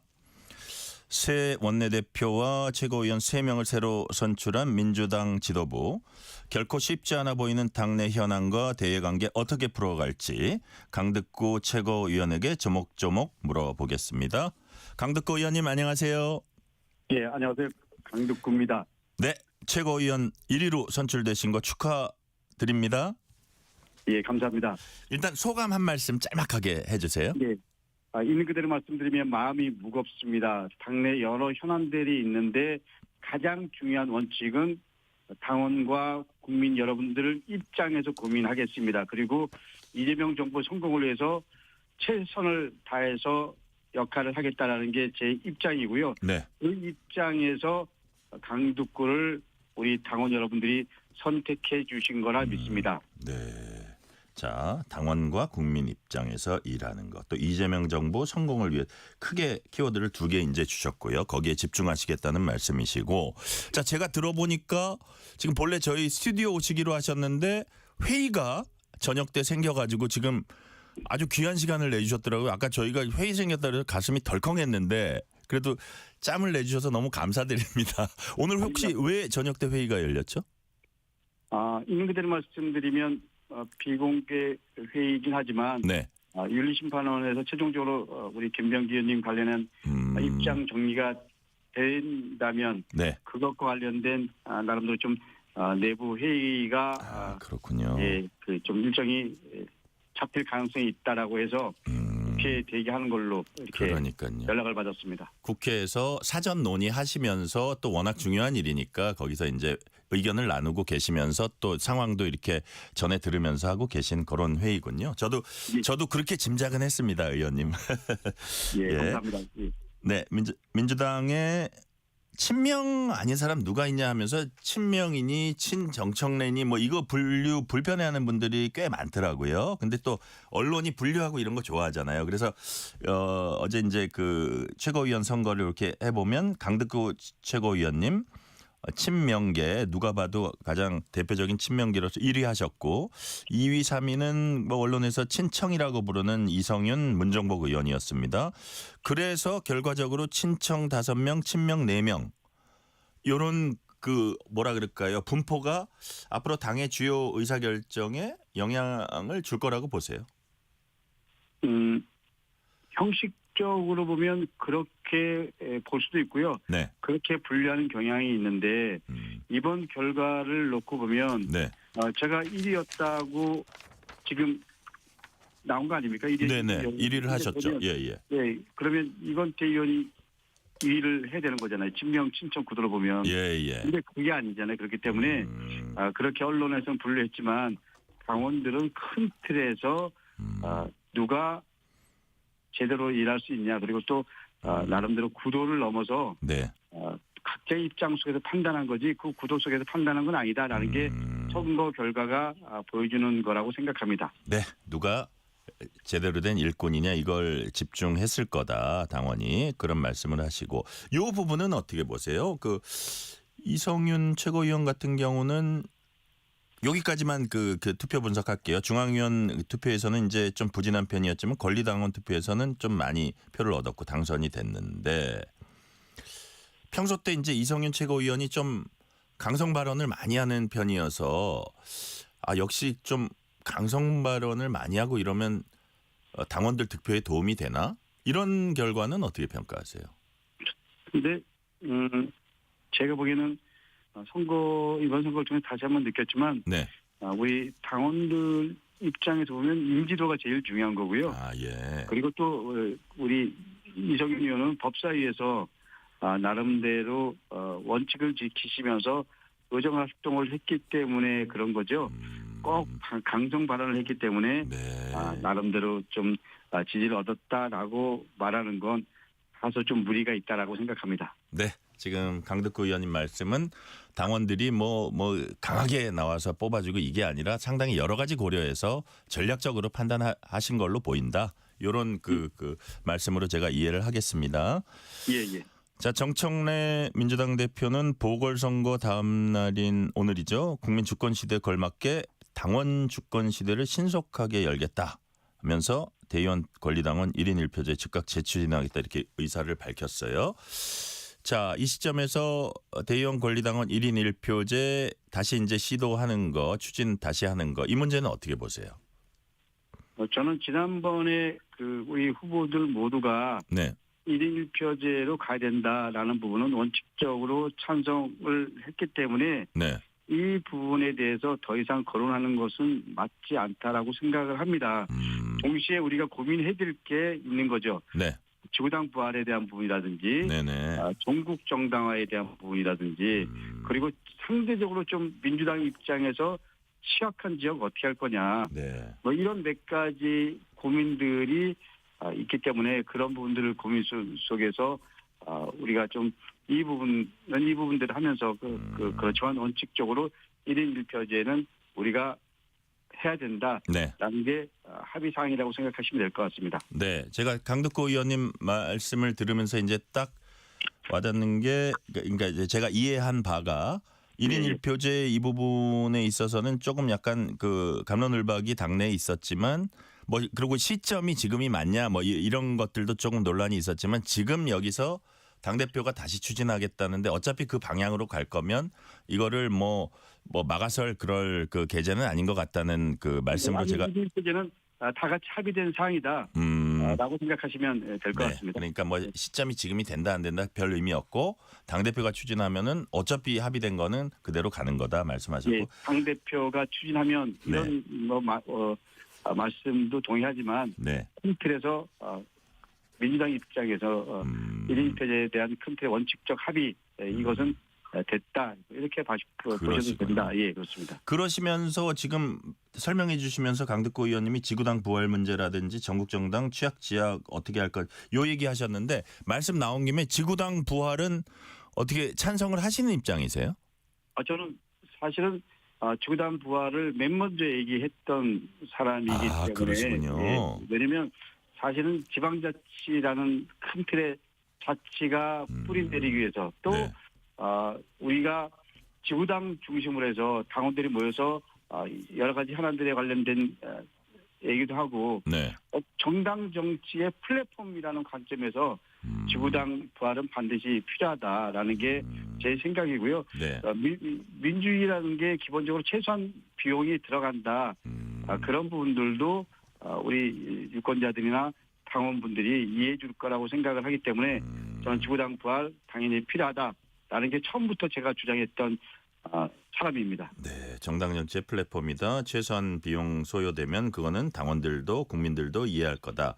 이게 우리가 본래 좀 꺼려했던 어떤 그 부작용이랄까 이런 거는 많이 그 완화될 수 있고 그 크게 문제 안 된다고 보시는 거네요. 그러면 실제로 우리 걱정하시는 분들, 우려하는 분들도 있지만 네네. 저는 대한민국의 민주주의라는 게 기본적으로 상권 분립과 그리고 정당을 기반으로 한 정치이기 때문에 네.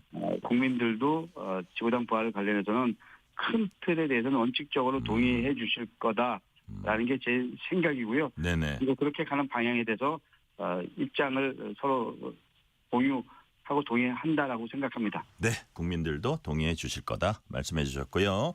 이번에 이제 함께 최고위원 당선된 이성윤 최고위원이 선거 과정에서 우리 지도부를 흔드는 건 내란 세력과도 같다 이런 말도 했습니다. 이런 말은 어떻게 평가하세요? 선거라는 게 치르다 보면 네. 약간 좀 본인의 의사를 좀 전달하는 과정에서 네. 부분적으로 그 말이 약간 좀 의도하는 바와 다르게 전달될 수도 있고 그리고 또 의도하는 바는 이런데 표현이 약간 좀 그 잘못 표현될 부분도 있고 그런데 제가 보기에는 그 마치에 일리면 현 지도부를 흔들면 그야말로 내란 세력이다라고 규정하는 거는 네. 원래 이성윤 의원께서 그런 의도를 갖고 이런 말씀하신 건 아니라고 생각합니다.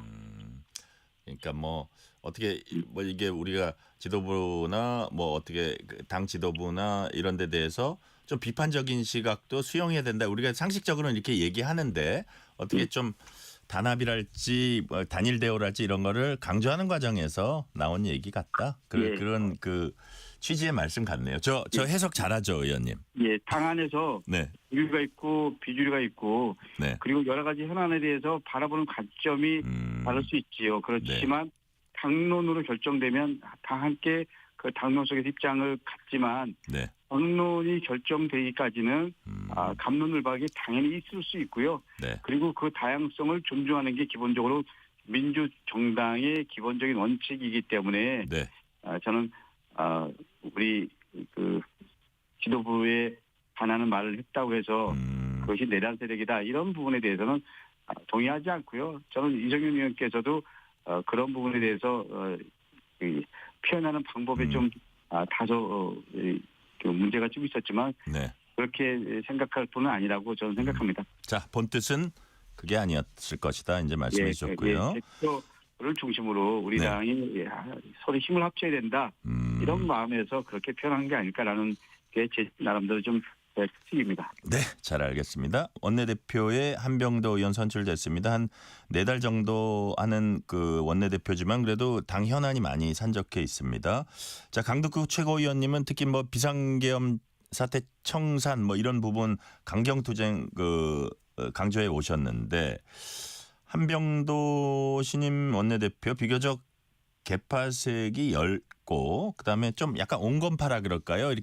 그렇게 분류가 되는데 한병도 새 원내대표가 어떻게 잘 원내를 잘 이끌어가고 또 뭐 청와대와의 호흡이라든지 이런 부분 또 이제 정청래 대표와의 호흡도 있잖아요. 어떻게 잘 해나갈 걸로 전망을 하세요?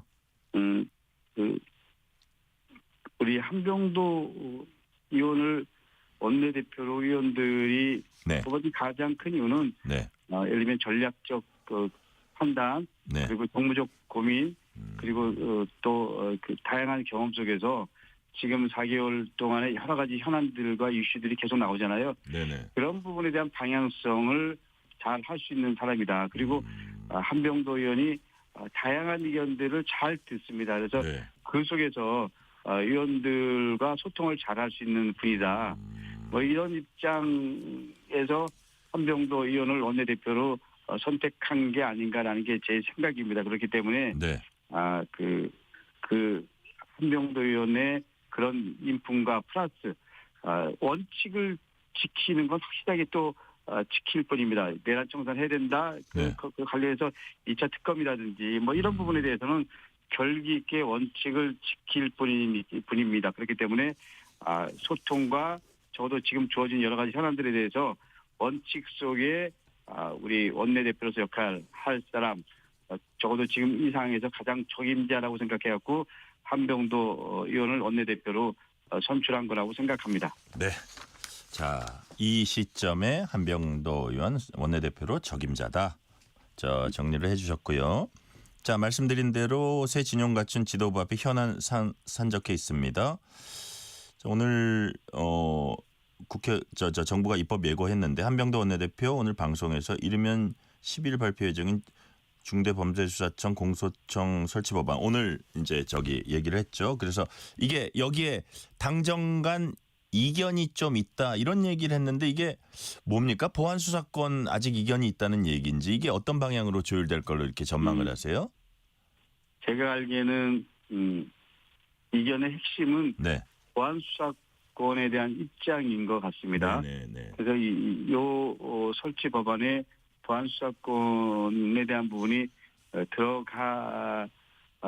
여기에 이제 들어갔는지 들어가지 네. 않았는지 정확하게 모르지만은 이게 들어가지 않다라는 입장 속에서 네. 일부 의원님들의 이견이 있는 걸로 알고 있습니다. 그렇기 때문에 이 부분은 그 당정 간 그리고 네. 또 정책 이총을 통해서 나름대로 의원들을 모으는 시간이 필요하다고 생각을 하고요. 네. 그리고 또 마지막은 우리 그 당원들 입장에서 국민들의 입장에서 큰 틀에서 좀 방향성을 잘 잡아가는 것이 필요하다라고 생각합니다. 네. 자, 지금 말씀하신 대로 어떤 당원들의 그러려면 이거 보안 수사권까지 주려면 뭐 검찰 개혁 왜 했냐 이렇게 주장하는 분들 그다음에 반면에 수사 역량을 유지할 수 있는 현실성도 고려해야 된다. 이분들이 이제 맞서고 있기 때문에 이 부분을 당내에서 어떻게 지혜를 모아서 이렇게 결론을 낼 것이다라는 이제 말씀 주셨고요. 자, 지금 의원님 국회에서 이렇게 회의하고 계시지만 아무래도 그게 김병기 원내대표의 윤리심판원 논의, 징계 논의 이 부분하고 이제 관련이 있다고 말씀을 하셨는데. 자, 뭐 오늘 결론이 날 수도 있고 아니면 뭐 좀 시간이 걸릴 수도 있고 그렇다는 얘기들도 나옵니다. 자, 이게 이렇게 되는 거죠, 의원님. 윤리심판원에서 어떤 결정, 윤리심판원 자체 결정하면 거기에 대한 최종 결정은 어째 최고위원회의로 넘어옵니까? 제가 오늘부터 일을 시작해서 이 부분에 대해서 이 프로세스에 대한 정확한 이 흐름, 이 순서도는 제가 모르겠으나 대략 이렇게 됩니다. 네네. 기본적으로 당 대표도 그렇고 최고위원들도 이 윤리심판원에서 결정한 거를 존중한다. 그리고 그걸 일정 정도 그거에 대한 뭐 강제성이라는 표현이 맞을지 모르겠지만 그거는 독립적이기 때문에 기본적으로 윤리심판원에서 결정하면 그 결정 속에서 우리가 다음에 어떻게 할 거냐라는 것이기 때문에 이건 당대표와 최고위원들이 영향을 미칠 수 있는 조건이 아니다라는 게 제가 아는 한 말씀드릴 수 있습니다. 그래요. 자, 강선우 김병기 의원 문제는 뭐 당내에선 징계 절차 진행되고 뭐 강선우 의원 같은 경우는 일단 제명도 당했고 김병기 의원은 과연 뭐 어저께 박수현 수석 대변인이 약간 사실상 출당을 좀 권유하는 듯한 그런 얘기도 그 기자회견도 하긴 했었는데 자 그것과는 별도로 이제 또 수사가 진행 중이잖아요. 그래서 야 이게 좀 야당에서는 이거 좀 너무 미온적이지 않나 이런 비판도 나와요. 이런 비판은 어떻게 보세요? 근데 지난번에 통일교 관련해서도 네네. 실제로 국가수사본부가 맡은 지 하루 만에 네네. 그 통일교 본부장을 만나러 서울구치소하고 지금 제가 알기에는 나름대로 속도감을 갖고 일을 하는 걸로 알고 있습니다. 네네. 이 부분도 말씀하신 대로 예를 들면 당사자 불러서 4시간 동안 조사하고 그리고 뭐 출국 금지 조치 포함해서 지금 여러 가지 할 수 있는 한 최선을 다해서 하고 있는 거잖아요. 네. 그렇기 때문에 이 부분은 제가 보기엔 뭐 며칠 지나면 결과가 좀 나올 거라고 생각을 합니다. 그렇기 때문에 네. 지금 상황에서 국힘에서 그렇게 얘기하는 거는 동의하기 어렵다라는 게 제 생각이고요. 네. 그리고 일반 시민들의 생각입니다. 경찰이 잘 그 전력을 다해서 수사할 거다 그런 취지로 말씀해 주셨고요. 자, 국회가 오는 15일 민주당 주도로 2차 종합특검법 처리할 예정입니다. 자, 야당에서 또 이렇게 비판을 해요. 반년간 그 많은 인력 예산 들여서 특검하고 또 하겠다는 건 지방선거까지 내란몰이 이어가려는 의도다. 이런 야당의 비판은 또 어떻게 평가하세요? 근데 제가 양평고속도로를 처음 이슈한 당사자인데 네네. 예를 들면 양평고속도로 관련해서 버튼을 누가 눌렀는지 실제로 예를 들면 윤석열 또 김성교 두 사람의 커넥션은 어디까지인지 네. 예를 들면 네네. 그리고 김건희 씨가 내란 관련해서 알았는지 몰랐는지 이런 핵심들이 여전히 미궁이고 우리가 모르는 거잖아요. 네네. 그렇기 때문에 1차 특검한 결과 갖고 이런 거를 좀 제대로 밝혀서 앞으로 대한민국의 내란의 내자도 발붙이지 못하도록 하는 거 이게 중요한 거 아닌가요? 저는 그렇기 때문에 이 국힘이 이런 부분을 그런 식으로 호단하는 거라든지 이것을 방해하고 또 만약에 하면 필벌을 한다든지 이런 게 얼마만큼 국민들에게 동의를 얻을 수 있는지 받을 수 있는지 네. 저는 사실 잘 이해가 안 갑니다. 네. 자, 의원님 또 회의 가셔야 되니까 저희가 오늘 딴 날보다 조금 짧게 오늘 말씀은 여기까지 듣겠습니다. 지금까지 민주당 최고위원회 1등으로 당선되신 강득구 의원이었습니다. 오늘 말씀 감사합니다. 예, 감사합니다. 편지 왔습니다. 퇴근길 지친 당신에게 힘이 되는 뉴스를 전해드립니다. 매일 저녁 당신과 함께 읽는 세상 이야기. KBS 1라디오 뉴스레터 K.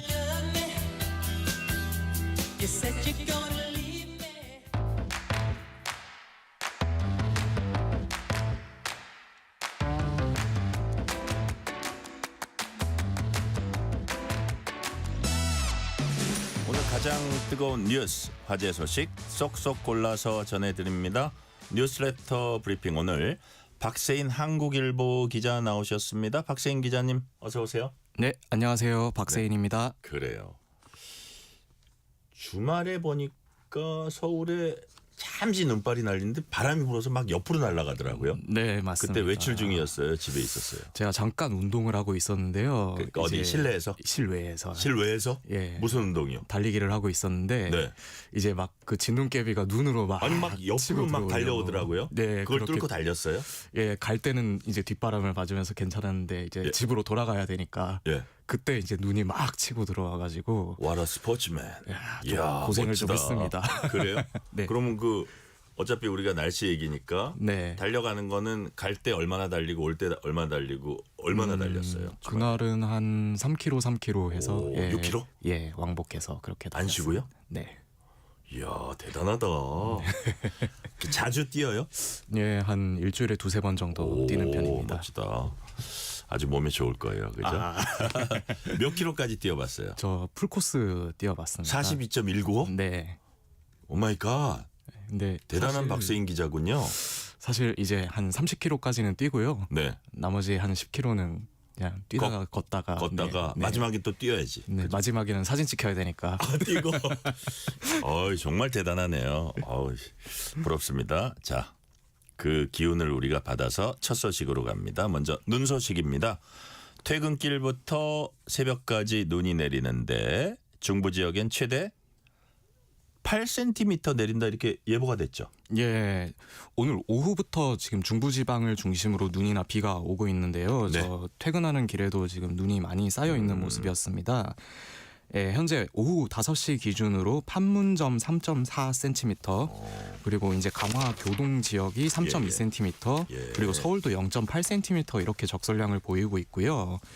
그리고 이제 경기 포천, 가평, 연천, 파주, 그리고 강원, 춘천, 철원, 화천, 태백 이런 곳에는 대설주의보가 이미 내려진 상태입니다. 그래요. 예. 그리고 눈은 이제 내일 13일 새벽까지 내릴 것으로 예상되는데요. 이제 예상 적설량을 보면은 강원 내륙 지역 그리고 산지가 3에서 8cm, 네. 경기 북동부는 2에서 7cm, 경기 남동부 그리고 충북 북부 지역은 1에서 5cm의 적설량이 예상됩니다. 그리고 서울과 인천 지역도 1cm 가량 이제 눈이 올 것으로 예상이 됩니다. 그래요. 예, 이게 어두워지는 시간에 이제 비나 눈이 막 내리고 하니까요. 우리 좀 조심해야 되잖아요. 예, 운전할 때 좀 조심을 해야 될 것 같고요. 특히나 이제 눈이 오고 나면은 도로나 이런데 이제 빙판이라든지 아니면 보이지 않는 그 블랙아이스, 살얼음이 끼는 곳도 있을 것으로 예상이 되고요. 내일 아침에도 마찬가지입니다. 이제 밤 사이에 왔던 눈이 다시 얼면서 이제 빙판길이나 살얼음이 되는 곳이 있으니 조심을 해야 되겠습니다.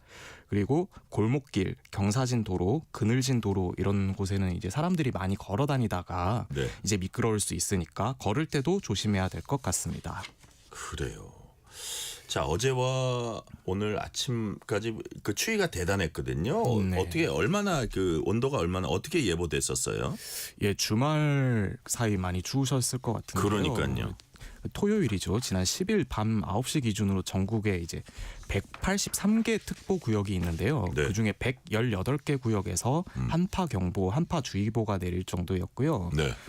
어제 서울 기온도 제가 기억하기로는 한 아침에 새벽에 최저 기온이 한 영하 한 7에서 8도 정도, 그러니까요. 그리고 체감 온도도 영하 10도 밑으로 내려가는 상황이었습니다. 예. 네, 그런데 이제 우선은 오늘 오전 10시를 기준으로 해서 한파특보는 모두 해제가 된 상황이고요. 조금 포근해진 상태입니다. 이제 오늘 아침까지만 해도 영하 15도까지 떨어지는 그런 지역이 있었는데 그래도 좀 나아진 상태고요. 내일은 오늘보다는 다소 포근해질 예정입니다. 지금 눈이 오고 하면서 조금 이제 온도가 올라가는 상황인데요. 영하 8도에서 영상 5도 정도로 이제 살짝 올라갈 것 같고요. 네. 하지만 이제 모레 다시 전국 대부분의 지역의 온도가 이제 영하 10도에서 영하 5도 사이까지 떨어진다고 하니까 이렇게 좀 많이 추웠다가 조금 덜 추웠다가 이런 급격한 기온 변화에 따른 건강 관리 유의하셔야 될 것 같습니다. 그래요. 자, 지금부터는 주제를 바꿔봅니다. 해외로 가봅니다. 이란에서 2주 넘게 시위가 이어지고 있습니다. 인명피해도 심각하다고 합니다. 인명피해 어떻게 지금 집계가 되고 있습니까? 예, 작년 12월 28일에 이란 수도 테헤란에서 이제 시위가 촉발이 됐는데요. 그래서 오늘로써 이제 16일째를 맞게 됐습니다. 예, 정부가 이제 강경 진압에 나서면서 사상자 규모가 빠르게 늘어나고 있다는 소식입니다. 현지의 지금 통신도 이제 원활하지 않은 상황으로 다 차단을 해놨어요. 네. 그래서 이란 관련 인권단체에서는 이제 넘어오는 정보를 기반으로 확인을 할 수밖에 없는데요. 현지 시간 11일 기준으로 노르웨이 기반 단체인 이란 인권이 밝힌 결과를 보면요. 사망자 수가 최소 192명이라고 전해를 했습니다. 이제 9일이랑 10일 이틀 동안 사망자 발생이 집중됐고 이건 전원인데요. 네. 테헤란의 한 영안실에서 이제 시위에 참여한 희생자의 시신 수백 구가 목격됐다 이런 전원을 언급하기도 했습니다. 그리고 IHR은 일부 소식통을 인용을 해서 2,000명 이상이 사망했을 가능성도 있다. 이렇게 차이가 전하기도 좀 했습니다. 나네요. 네, 이게 통신이 어렵다 네. 보니까 완전히 차단이 돼 있다 보니까는 이제 파편적으로 들어오는 소식들을 전하다 보니까 이제 정확하지 않을 수 있을 것 200명일 같습니다. 수도 있고 2,000명까지 될 수도 있다. 네, 그 얘기고. 그렇습니다. 네. 네. 그리고 미국 쪽에서도 마찬가지로 이제 정보를 전달을 해 왔는데요. 시민 490명, 군경 48명 등 총 538명이 사망했다. 예. 그리고 16,000명 이상이 체포됐다. 이렇게 밝히기도 했습니다. 그러니까요.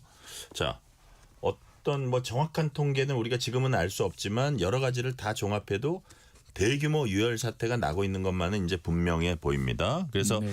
이런 시위를 하게 된 배경이 뭔지 궁금합니다. 우선 과거 시위와 이제 비교를 해보면 시위 양상이 어떻습니까? 예, 과거 이제 비교할 수 있는 시위가 네. 2022년에 발생했던 그 히잡 시위라고 하죠. 네네. 이제 네, 히잡에서 기억합니다. 머리가 네. 삐져나왔던 여성이 이제 올바르게 착용하지 않았다는 이유로 체포가 됐고 그리고 예. 의문사를 해서 이렇게 시위가 이제 이란 전역으로 번졌었는데요. 그러니까요. 예. 이번 시위 규모가 그 이상이 될 거라는 소식이 전해지고 있습니다. 그래요? 예. 시작은 테헤란을 중심으로 해서 주요 도시에서 이렇게 발발이 됐었는데요. 이제 곧 여러 지역으로 확대가 되고 있고요. 사실 시위를 이제 발생한 계기가 있을 거잖아요. 네. 이제 계기가 경제 문제였습니다. 이번에는요. 이제 미국이나 유럽 같은 이제 서방에서 이제 이란 제재를 계속 진행을 하면서 네. 이란의 리알화라고 하거든요. 리알화 가치가 크게 떨어졌습니다. 네. 이게 최신까지는 아니고요. 지난해 말 보도인데요. AP통신 보도를 보면은 시위가 발생하던 12월 28일, 12월 29일 기준으로 네. 1달러에 142만 리알, 그러니까 1달러를 교환을 하려면 142만 리알까지 올라갔는데요. 네. 이게 제재 전이죠. 2015년에 이제 서방이랑 미국 간에 이제 핵 합의가 타결됐던 그 시점이 3만 2천 리알이었어요. 아, 그래요. 근데 이제 10년 11년 만에 44분의 1 수준으로 리알 가치가 폭락한 것입니다. 네. 그리고 다른 시점을 또 비교를 해볼 수가 있겠는데요. 이란 중앙은행 총재가 네. 이 시위를 계기로 사퇴를 했는데 2022년 12월에 수장으로 일하기 시작하면서 딱 3년 정도 일을 한 건데요. 네. 그동안에 이제 환율이 43만 달러에서 3배 이상 치솟은 걸로 밝혀졌습니다. 이런 이제 리알화 가치 하락이 물가 인상으로 이어졌는데요. 네. 도저히 수입을 할 수 없는 상황이 되다 보니까는 막 수요는 많은데 공급이 많이 떨어지다 보니까 그렇게 됐고요. 실제로 지난해 12월 기준 이제 인플레이션이 2024년 12월과 비교해가지고 네. 42.2%나 올랐다고 하고요. 그래서 이번 시위도 가게 문을 닫고 이제 시위에 나서는 상인들이 이제 더 이상 이제 처음에 장사를 할래야 할 수가 없다. 네, 맞습니다. 일부는 그냥 문 연채로 그냥 시위하러 나갔다. 네. 이런 소식도 전해지고요. 그 유튜브를 보니까 조금 과장된 걸 수도 있는데 어떤 사람이 지폐를 자루를 놓고 이제 들고 와가지고는 이제 저울에 다는 거예요. 네. 그렇게 하면서 이렇게 지폐를 가져와도 커피 한 잔도 못 산다. 지폐 한 자루로 네. 커피 한 잔 못 산다. 예, 와. 그 정도로 물가가 올랐다. 예. 이렇게 얘기를 한 영상도 봤습니다. 그래요. 자, 아주 심각하고 한마디로 경제 문제군요. 옛날에 빌 클린턴이 그 선거 캠페인에서 바보야 문제는 경제야 했듯이 역시 경제 문제가 심각해지면 국민들은 분노하는 겁니다. 그죠? 그런 게 여실히 드러났고. 맞습니다. 자, 이란 정부 강경 대응 고수하고 있는데 트럼프 미국 대통령은 개입 가능성을 계속 그 언급하고 있죠. 네, 맞습니다. 이란은 아까도 말씀드렸듯이 지금 지난주 후반부터 인터넷이나 통신 뭐 이런 것들을 차단하고 있고 네.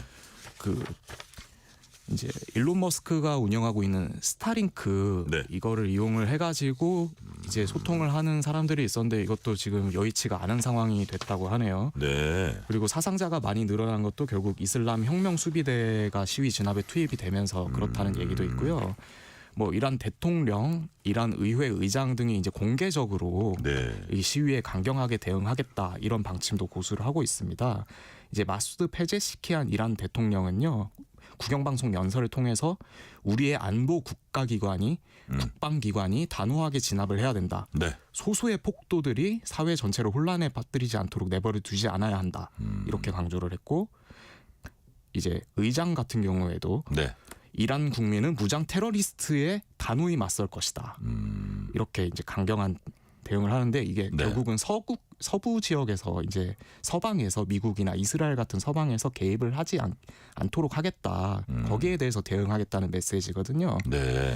그래서 트럼프 대통령 같은 경우에도 이제 현지 시간으로 13일 내일 구체적인 대응책을 이제 군부로부터 보고받을 예정이라는 보도가 있고요. 이제 개입을 할 가능성이 조금 점쳐지고 있습니다. 그리고 이제 중동에 있는 베냐민 네타냐후 이스라엘 총리 같은 경우에는 네네. 이란에서 벌어지는 상황을 예의주시하고 있다 이렇게 공개적으로 얘기를 하면서 이제 시위에 대한 지지 의사를 좀 밝히고 있습니다. 근데 이란은 미군이 공격해 오면 네. 영내 미군 기지 합법적인 공격 목표로 만들겠다 이렇게 우리가 가만히 있지 않겠다는 입장도 밝히고 있다고 하고요. 예, 중동 지역에 그렇다 보니까요. 그렇습니다. 자, 이번에 주제를 한 번 더 바꿔볼게요. 범정부 초국가 범죄 특별대응 TF가 캄보디아 경찰을 통해서 현지에서 성착취 스캠 범죄 조직원 26명 검거했습니다. 청와대가 발표를 했네요. 예, 청와대를 중심으로 해서 네. 초국가 범죄에 대한 이제 TF를 운영을 하고 있어서 오늘 청와대에서 발표를 한 것 같습니다. 네.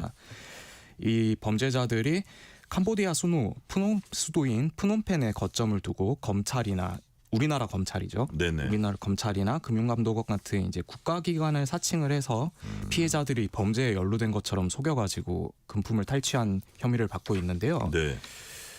브리핑 결과를 보면은 현재까지 파악된 피해자가 165명, 피해액은 267억 원. 네. 그러니까 한 명당 1억 원 이상씩 1.5억 원 정도씩 피해를 본 걸로 보이고요. 이 중에 여성 피해자에 대해서는 성착취 영상이나 사진을 촬영을 시켜가지고 네. 전송을 하도록 그렇게 돈을 갚지 않으면은 돈을 내지 않으면 그렇게 해라 이렇게 네네. 강요를 한 혐의도 받고 있습니다. 이번 검거는 한국과 캄보디아 경찰이 합동으로 근무하고 있는 코리아 전담반 그리고 국가정보원이 거점 위치를 파악을 했고 네. 지난 5일에 현지 경찰이 현장을 급습을 하면서 검거가 이루어졌다고 합니다. 한국인이 대다수인데 아직 조직원 전원이 한국인인지 뭐 외국인이 일부 포함됐는지 네. 그런 구체적인 정보까지는 안 나왔습니다. 네. 자, 이번엔 현대차 자율주행차가 미국을 달린다 뭐 이런 내용인데 글로벌 자동차 시장에서 자율주행 경쟁이 이어지고 있습니다.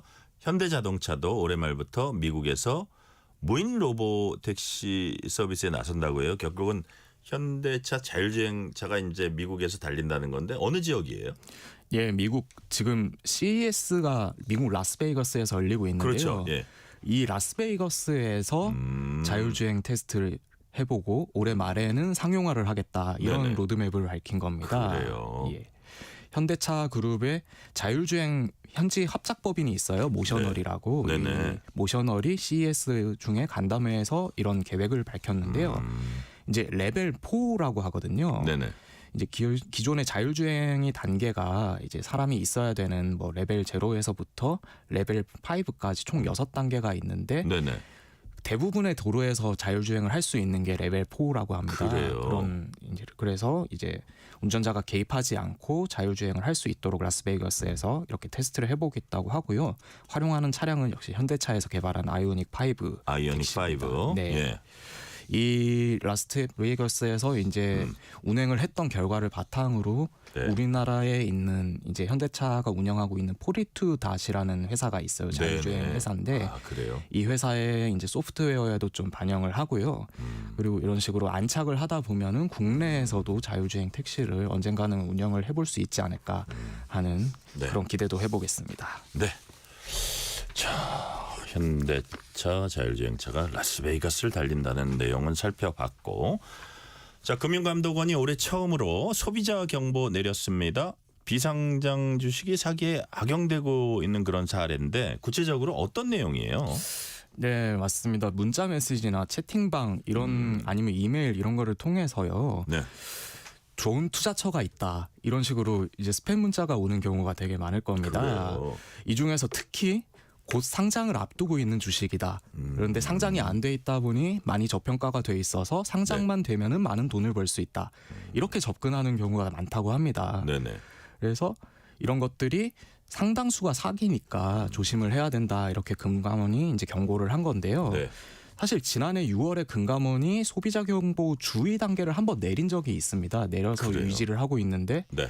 그 이후에도 계속 이제 피해자들이 많이 나오고 민원이 들어오기 때문에 주의 정도로 안 되겠다. 경고를 내려서 조금 더 적극적으로 이제 알려야겠다 해서 오늘 경고를 처음으로 내린 것으로 알려졌습니다. 소비자 경고 단계를 한 단계 높였다는 거고. 그렇다면 실제로 어떤 방식으로 이 사기가 이루어집니까? 네, 보통은 이제 유명한 금융회사는 아니고요. 네. 잘 알려지지 않은 금융회사 이름을 빌려가지고 뭐 땡땡 투자자문 뭐 네. 이런 식으로 해서 그럴듯하게 뭐 네. 네이밍을 했겠죠. 네, 아니면은 좀 유튜브에 좀 많이 알려진 투자 전문가들이 있어요. 아, 그래요. 예, 그런 사람들이 사칭을 해서 이제 문자나 SNS 등을 통해서 네. 급등주를 추천을 해줘요. 추천을 해주다 보면은 뭐 조금 돈을 벌기도 하겠죠. 네. 그러다가 이제 신뢰를 쌓은 다음에 비상장 주식을 딱 꺼내 드는 겁니다. 그래서 곧 상장이 임박했다. 이거는 그 네. 건져도 크게 네. 얻을 수 있다. 네. 그리고 위험하지 않을까요? 이렇게 걱정을 하면은 상장이 실패를 하면 우리가 다시 사주겠다. 보전해 준다. 네. 그래서 고수익이 가능하고 투자 위험은 우리가 최소한으로 줄여주겠다. 이렇게 설명을 하는 거죠. 네. 그러고 다시 또 연락이 옵니다. 이제 그 상장사의 대주주 아니면 이제 주요 투자자로 이제 위장을 해서 연락을 합니다. 사실 우리가 물량을 확보 중인데 네. 이게 구체적으로 지금 당장 대놓고 물량을 확보를 하면 좀 문제가 생길 수 있으니 조금만 우리가 나중에 사줄 테니까 조금만 가지고 있어달라. 아, 그래요. 네. 그리고 지금 현재 시세가 이 정도 한 3만 원 정도 되는데 한 4, 5만 원, 6만 원 이렇게 팔아주겠다. 이렇게 하니까는 또 투자자 입장에서는 더 사고 싶은 거죠. 네. 그렇군요. 그러다가 이제 이 사기꾼들이 숨어버리는 겁니다. 숨어버리고 또 종목을 바꿔가지고 네. 다시 이제 사기 행각을 벌인다 이런 건데요. 네.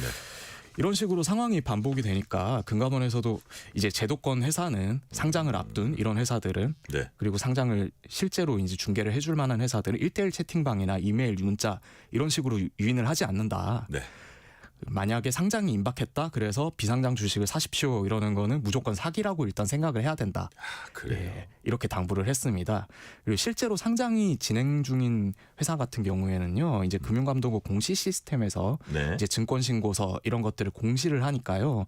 이런 게 있는지 없는지도 꼭 찾아보고 투자를 결정해야 된다고 알려왔습니다. 네, 오늘 말씀은 여기까지 듣겠습니다. 지금까지 박세인 한국일보 기자였습니다. 오늘 말씀 감사합니다. 네, 감사합니다.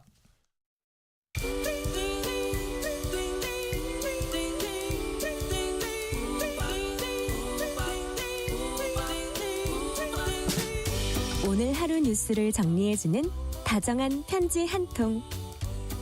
KBS 일라디오 뉴스레터 K.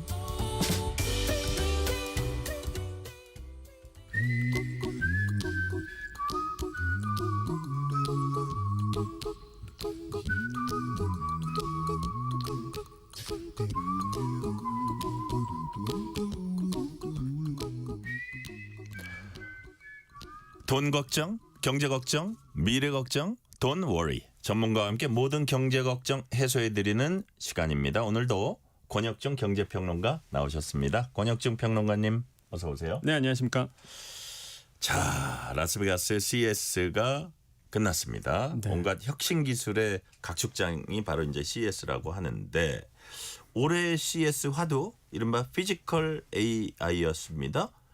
피지컬 AI라는 게 뭔지 피지컬 AI의 개념부터 먼저 설명을 좀 해주세요. 그냥 알기 쉽게 좀 설명드리면 그동안 이제 AI는요 화면 속의 두뇌였습니다. 네네. 근데 이제는 몸을 가지고 바깥으로 나왔다. 이렇게 좀 표현할 수 있겠는데요. 컴퓨터나 핸드폰 화면 속에 두뇌 어떤 지식을 전해주던 네. 어떤 도와주던 AI가 밖으로 튀어나와서 실생활에 막 로봇처럼 움직이고 다니는. 네, 그러니까 몸을 이제는 하드웨어를 가지게 된 거죠. 아, 그래요. 대표적인 게 이제는 휴머노이드라고 보시면 되겠고요. 그러니까요. 뭐 휴머노이드뿐만 아니라 이런 피지컬 AI, 그러니까 물리적으로 뭔가 하드웨어적으로 표현할 수 있는 이런 것들을 다 이제는 피지컬 AI라고 표현하는데요. 네. 우리가 보통 대표적으로 그냥 휴머노이드를 이제는 보통 지칭하기도 하고 여기에 또 자율주행, 자동차라는 또 하드웨어를 가지고 있잖아요. 네. 그래서 이런 자율주행차라든지 드론이라든지 스마트 팩토리 빌딩 뭐 등등 이렇게 이제 하드웨어가 탑재된 AI. 그래서 이번에 이제는 CES 2026의 가장 큰 특징은 역시나 피지컬 AI가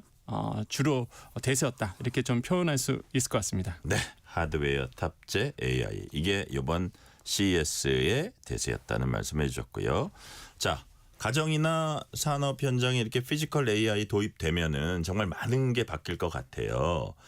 자, 그렇다면 권혁중 평론가님이 보시기에 이번 CES에서 나타난 기술 수준 어느 정도인지 네. 또 뭐 다른 질문이긴 합니다만 이런 로봇들이 양산돼서 정말 우리 실생활에 본격적으로 사용되는 시점은 언제로 보고 계세요?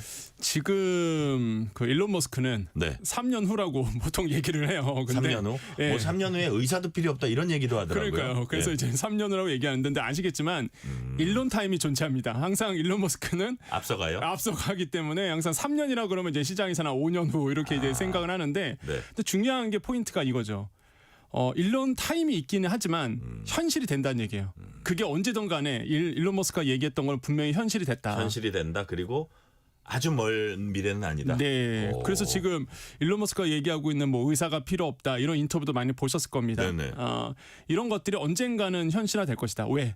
아무도 이 테슬라에 대해서 성공 가능성을 점치지 않았지만 지금 보시면 테슬라 자동차 다 돌아다니고 있죠. 네네. 휴머노이드 지금 거의 요번에 CES 2026에서 확인이 됐잖아요. 네. 그래서 이게 불가능한 게 아니구나라는 걸 확인했기 때문에 아마 일론 머스크가 얘기한 것처럼 빠른 시간 내에 이제 도래할 것이다. 이렇게 보고 있는데 이번에 현대자동차가 밝혔던 아틀라스 지금 현대자동차 같은 경우에는 2028년에 공장에 투입이 되고 이제는 2030년 되면은 이제는 전체 공장 안에 이제 투입이 된다. 그러니까 2028년은 특정 부분에 대해서만 이 아틀라스가 실제적으로 이제는 일을 하는 거고요. 네. 2030년이 되면은 전 공정에서 정말로 사람을 대체하는 이런 현실이 온다라는 거죠. 그래서 지금 시장에서는 지금 이제는 뭐 파일럿 도입은 끝났다.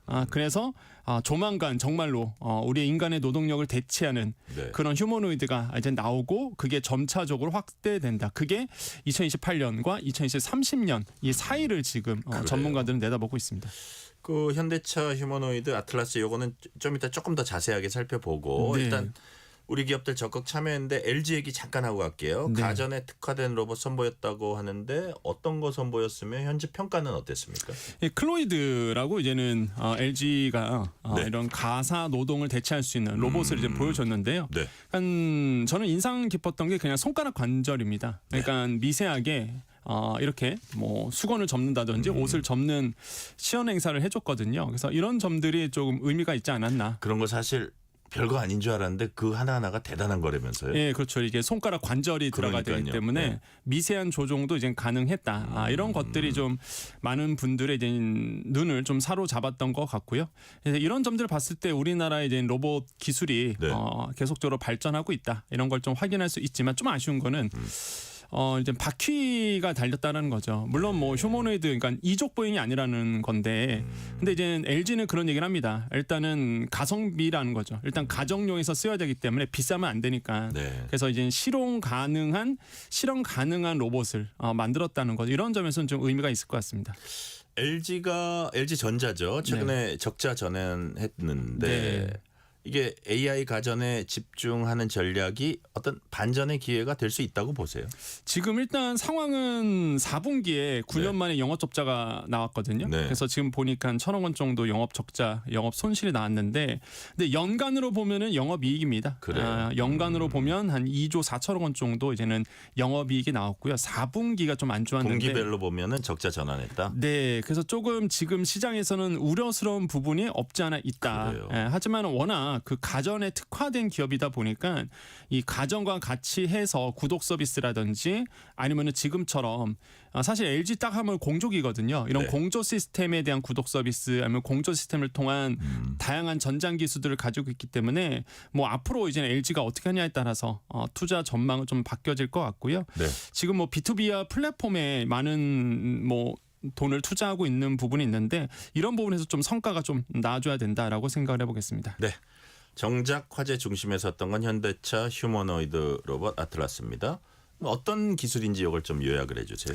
일단 현대자동차가 원래부터 로봇 사업을 했던 건 아니고요. 네. 예, 아시겠지만 이제 보스턴 다이내믹스 미국에 있는 이 로봇 회사를 2021년도에 그때 인수를 했어요. 그러니까 그때 네. 저거 왜 사지? 맞아요. 이렇게 생각했던 사람들이 있었잖아요. 예, 근데 신의 한 수였죠. 그게. 그러니까요. 그래서 네. 시장에서는 너무 이른 거 아니냐라는 네. 좀 일각의 얘기도 있었지만은 잘한 판단이다라는 생각 그 당시에 되게 많았습니다. 그래서 로봇 기술에 대해서 이제는 이제 현대자동차가 이제 기술력을 갖게 된 거고 제대로 봤다. 그때. 예, 제대로 본 거죠. 그래서 보스턴 다이내믹스가 이번에 이제 아틀라스를 이제 공개를 했는데 네. 굉장히 좀 뛰어나더라고요. 우리가 저도 이제는 공상과학 영화에서 보듯이 네. 뭐 360도 몸통이 돌아가고 그래서 인간의 어떤 그 관절을 넘어서 360도 회전되는 관절을 보여줬다는 점 이런 점들이 때로는 무섭더라고요. 터미네이터에서 봤었던 몸통이 돌아가고 고개가 360도 회전이 되고 그래서 어떨 때 보면 좀 무섭다는 생각이 들 정도로 굉장한 이런 관절의 자유도를 보여줬고 네. 이런 것들이 실제적으로 있는 상용화가 이제 멀지 않다 보니까 이 뛰어난 기술력을 이번에 보여줬다고 생각을 하고요. 56개의 관절을 이제는 있다고 합니다. 근데 제가 여기서 너무 궁금한 거예요. 인간은 몇 개의 관절이 있을까라고 조사를 해봤더니 한 230개 관절이 있다고 해요. 네. 미세한 이런 관절이 다 있겠죠. 야, 그러면 만약에 아틀라스가 더 기술 개발을 해서 이런 손가락 미세 골절까지 다 만약에 관절까지 표현한다 그러면 점점 더 발전할 거 아닙니까? 인간을 대체한다? 네, 이건 진짜 인간을 대체할 일이 멀지 않아 일어나겠구나. 그래서 제가 그 이제 학생들한테도 항상 얘기를 해요. 네. 어떤 얘기를 하냐면 로봇을 대체할 수 있는 분야는 물론 뻔한 얘기겠지만 너무 심각한 얘기다 보니 피하는 게 좋다. 단순 노동 같은 경우가 진짜 제가 봤을 때 자동차 공정에서 사람이 쓰는 일이 아직 있거든요. 네. 근데 이제는 안전 때문에 좀 리스크 있는 부분은 이런 로봇이 이제는 대체한다는 거죠. 네. 그래서 저는 이게 정말 이 노동 생산성을 크게 증가될 수 있는 부분이지만 결국에는 인간의 자리를 이제 로봇이 대체하는 날이 이제 멀지 않고 돌아오게 있겠구나. 이런 것들이 이번 이 CS 2026에서 확인이 됐다는 게 그래요. 정말 좀 무서움을 좀 느꼈습니다. 그래요. 자, 문자 하나 소개해 드릴게요. 1578님 메시지입니다. 생명과학을 가르치는 교사입니다. 교과에 생명체와 비생명체를 구분하는 쉬운 내용이 있는데 최근 학생들이 인공지능 등을 말하면서 그 부분에 혼란을 겪는 경우도 많습니다. 세상이 로봇으로 빠르게 변해가는 게 실감납니다. 이런 말씀도 선생님께서 해주셨고요. 자, 예를 들어서 지금 말씀하신 거의 연장선상인데 자동차처럼 생긴 어떻게 인간의 모습을 안 한 로봇 디자인하는 것에 비해서 사람처럼 생긴 로봇 운영할 때 어쨌든 그 미세함이랄까 어떤 월등한 기술력이랄까 정말 실생활을 대체 확률이랄까 그것도 더 커진다고 보시는 겁니까? 그렇죠. 지금 이게 휴머노이드가 엄청난 기술이라고 볼 수 있는 게 왜냐하면 이족 보행이잖아요. 인간과 똑같이 이족 보행입니다. 그러니까 모든 세상은 인간 기준으로 다 발명이 되어 있죠.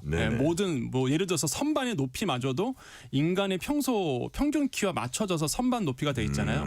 근데 이제 바퀴가 달려 있는 로봇 같은 경우에는 사실상 뭐 계단을 오른다든지 아니면은 굴곡이 있는 것은 좀 힘듭니다.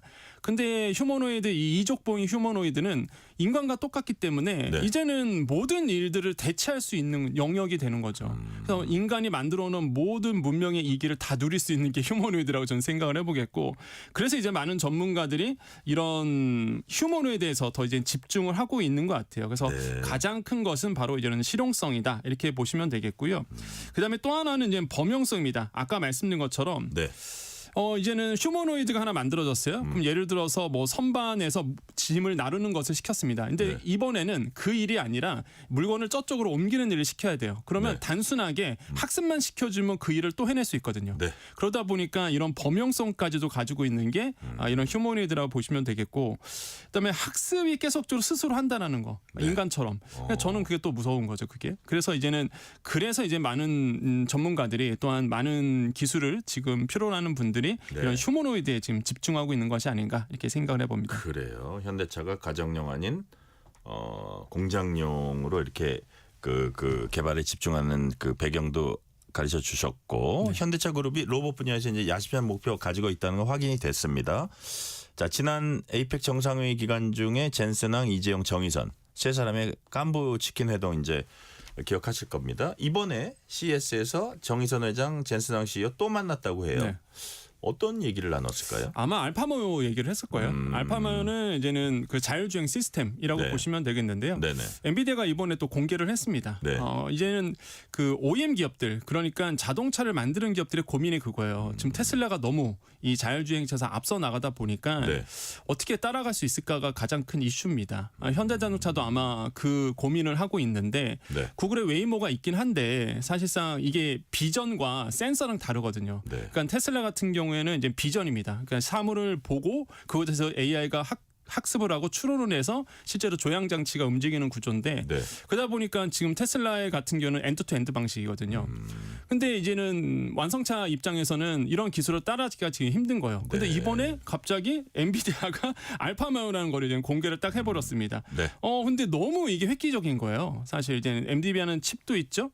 그다음에 이제 이런 소프트웨어까지 이제는 밝힌 거예요. 그래서 이제는 완성차 기업들이 과연 이 시스템을, 이 플랫폼을 사서 쓸 거냐, 이게 가장 큰 화두거든요. 이번에 이제 벤츠랑 협력을 해서 1분기 안에 이 알파마요가 탑재된 벤츠의 이제 자동차가 나옵니다. 그러면 이게 과연 어느 정도 성능일까에 따라서 달라질 수 있어서 자동차의 이제 판도도 좀 달라질 수 있고, 엔비디아가 이제는 이런 자율주행까지도 들어왔다라는 것. 그리고 엔비디아는 이런 거죠. 속셈은 이거 오픈소스로 풀거든요.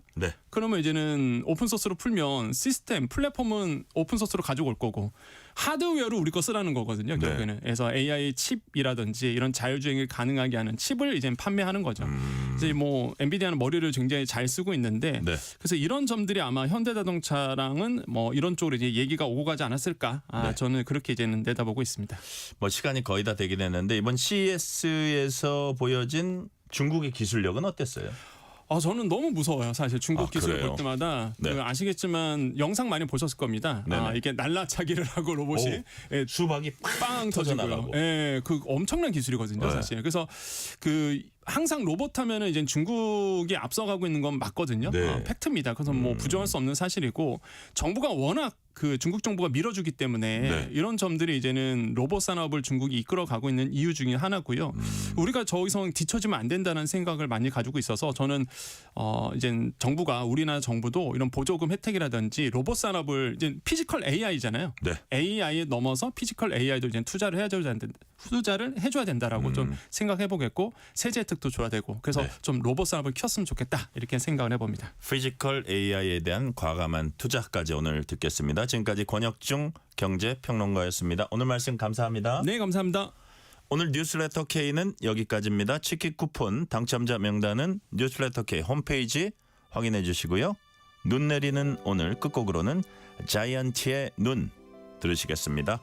오늘도 함께해 주신 청취자 여러분 진심으로 감사드립니다. 지금까지 뉴스레터 K 전종철입니다.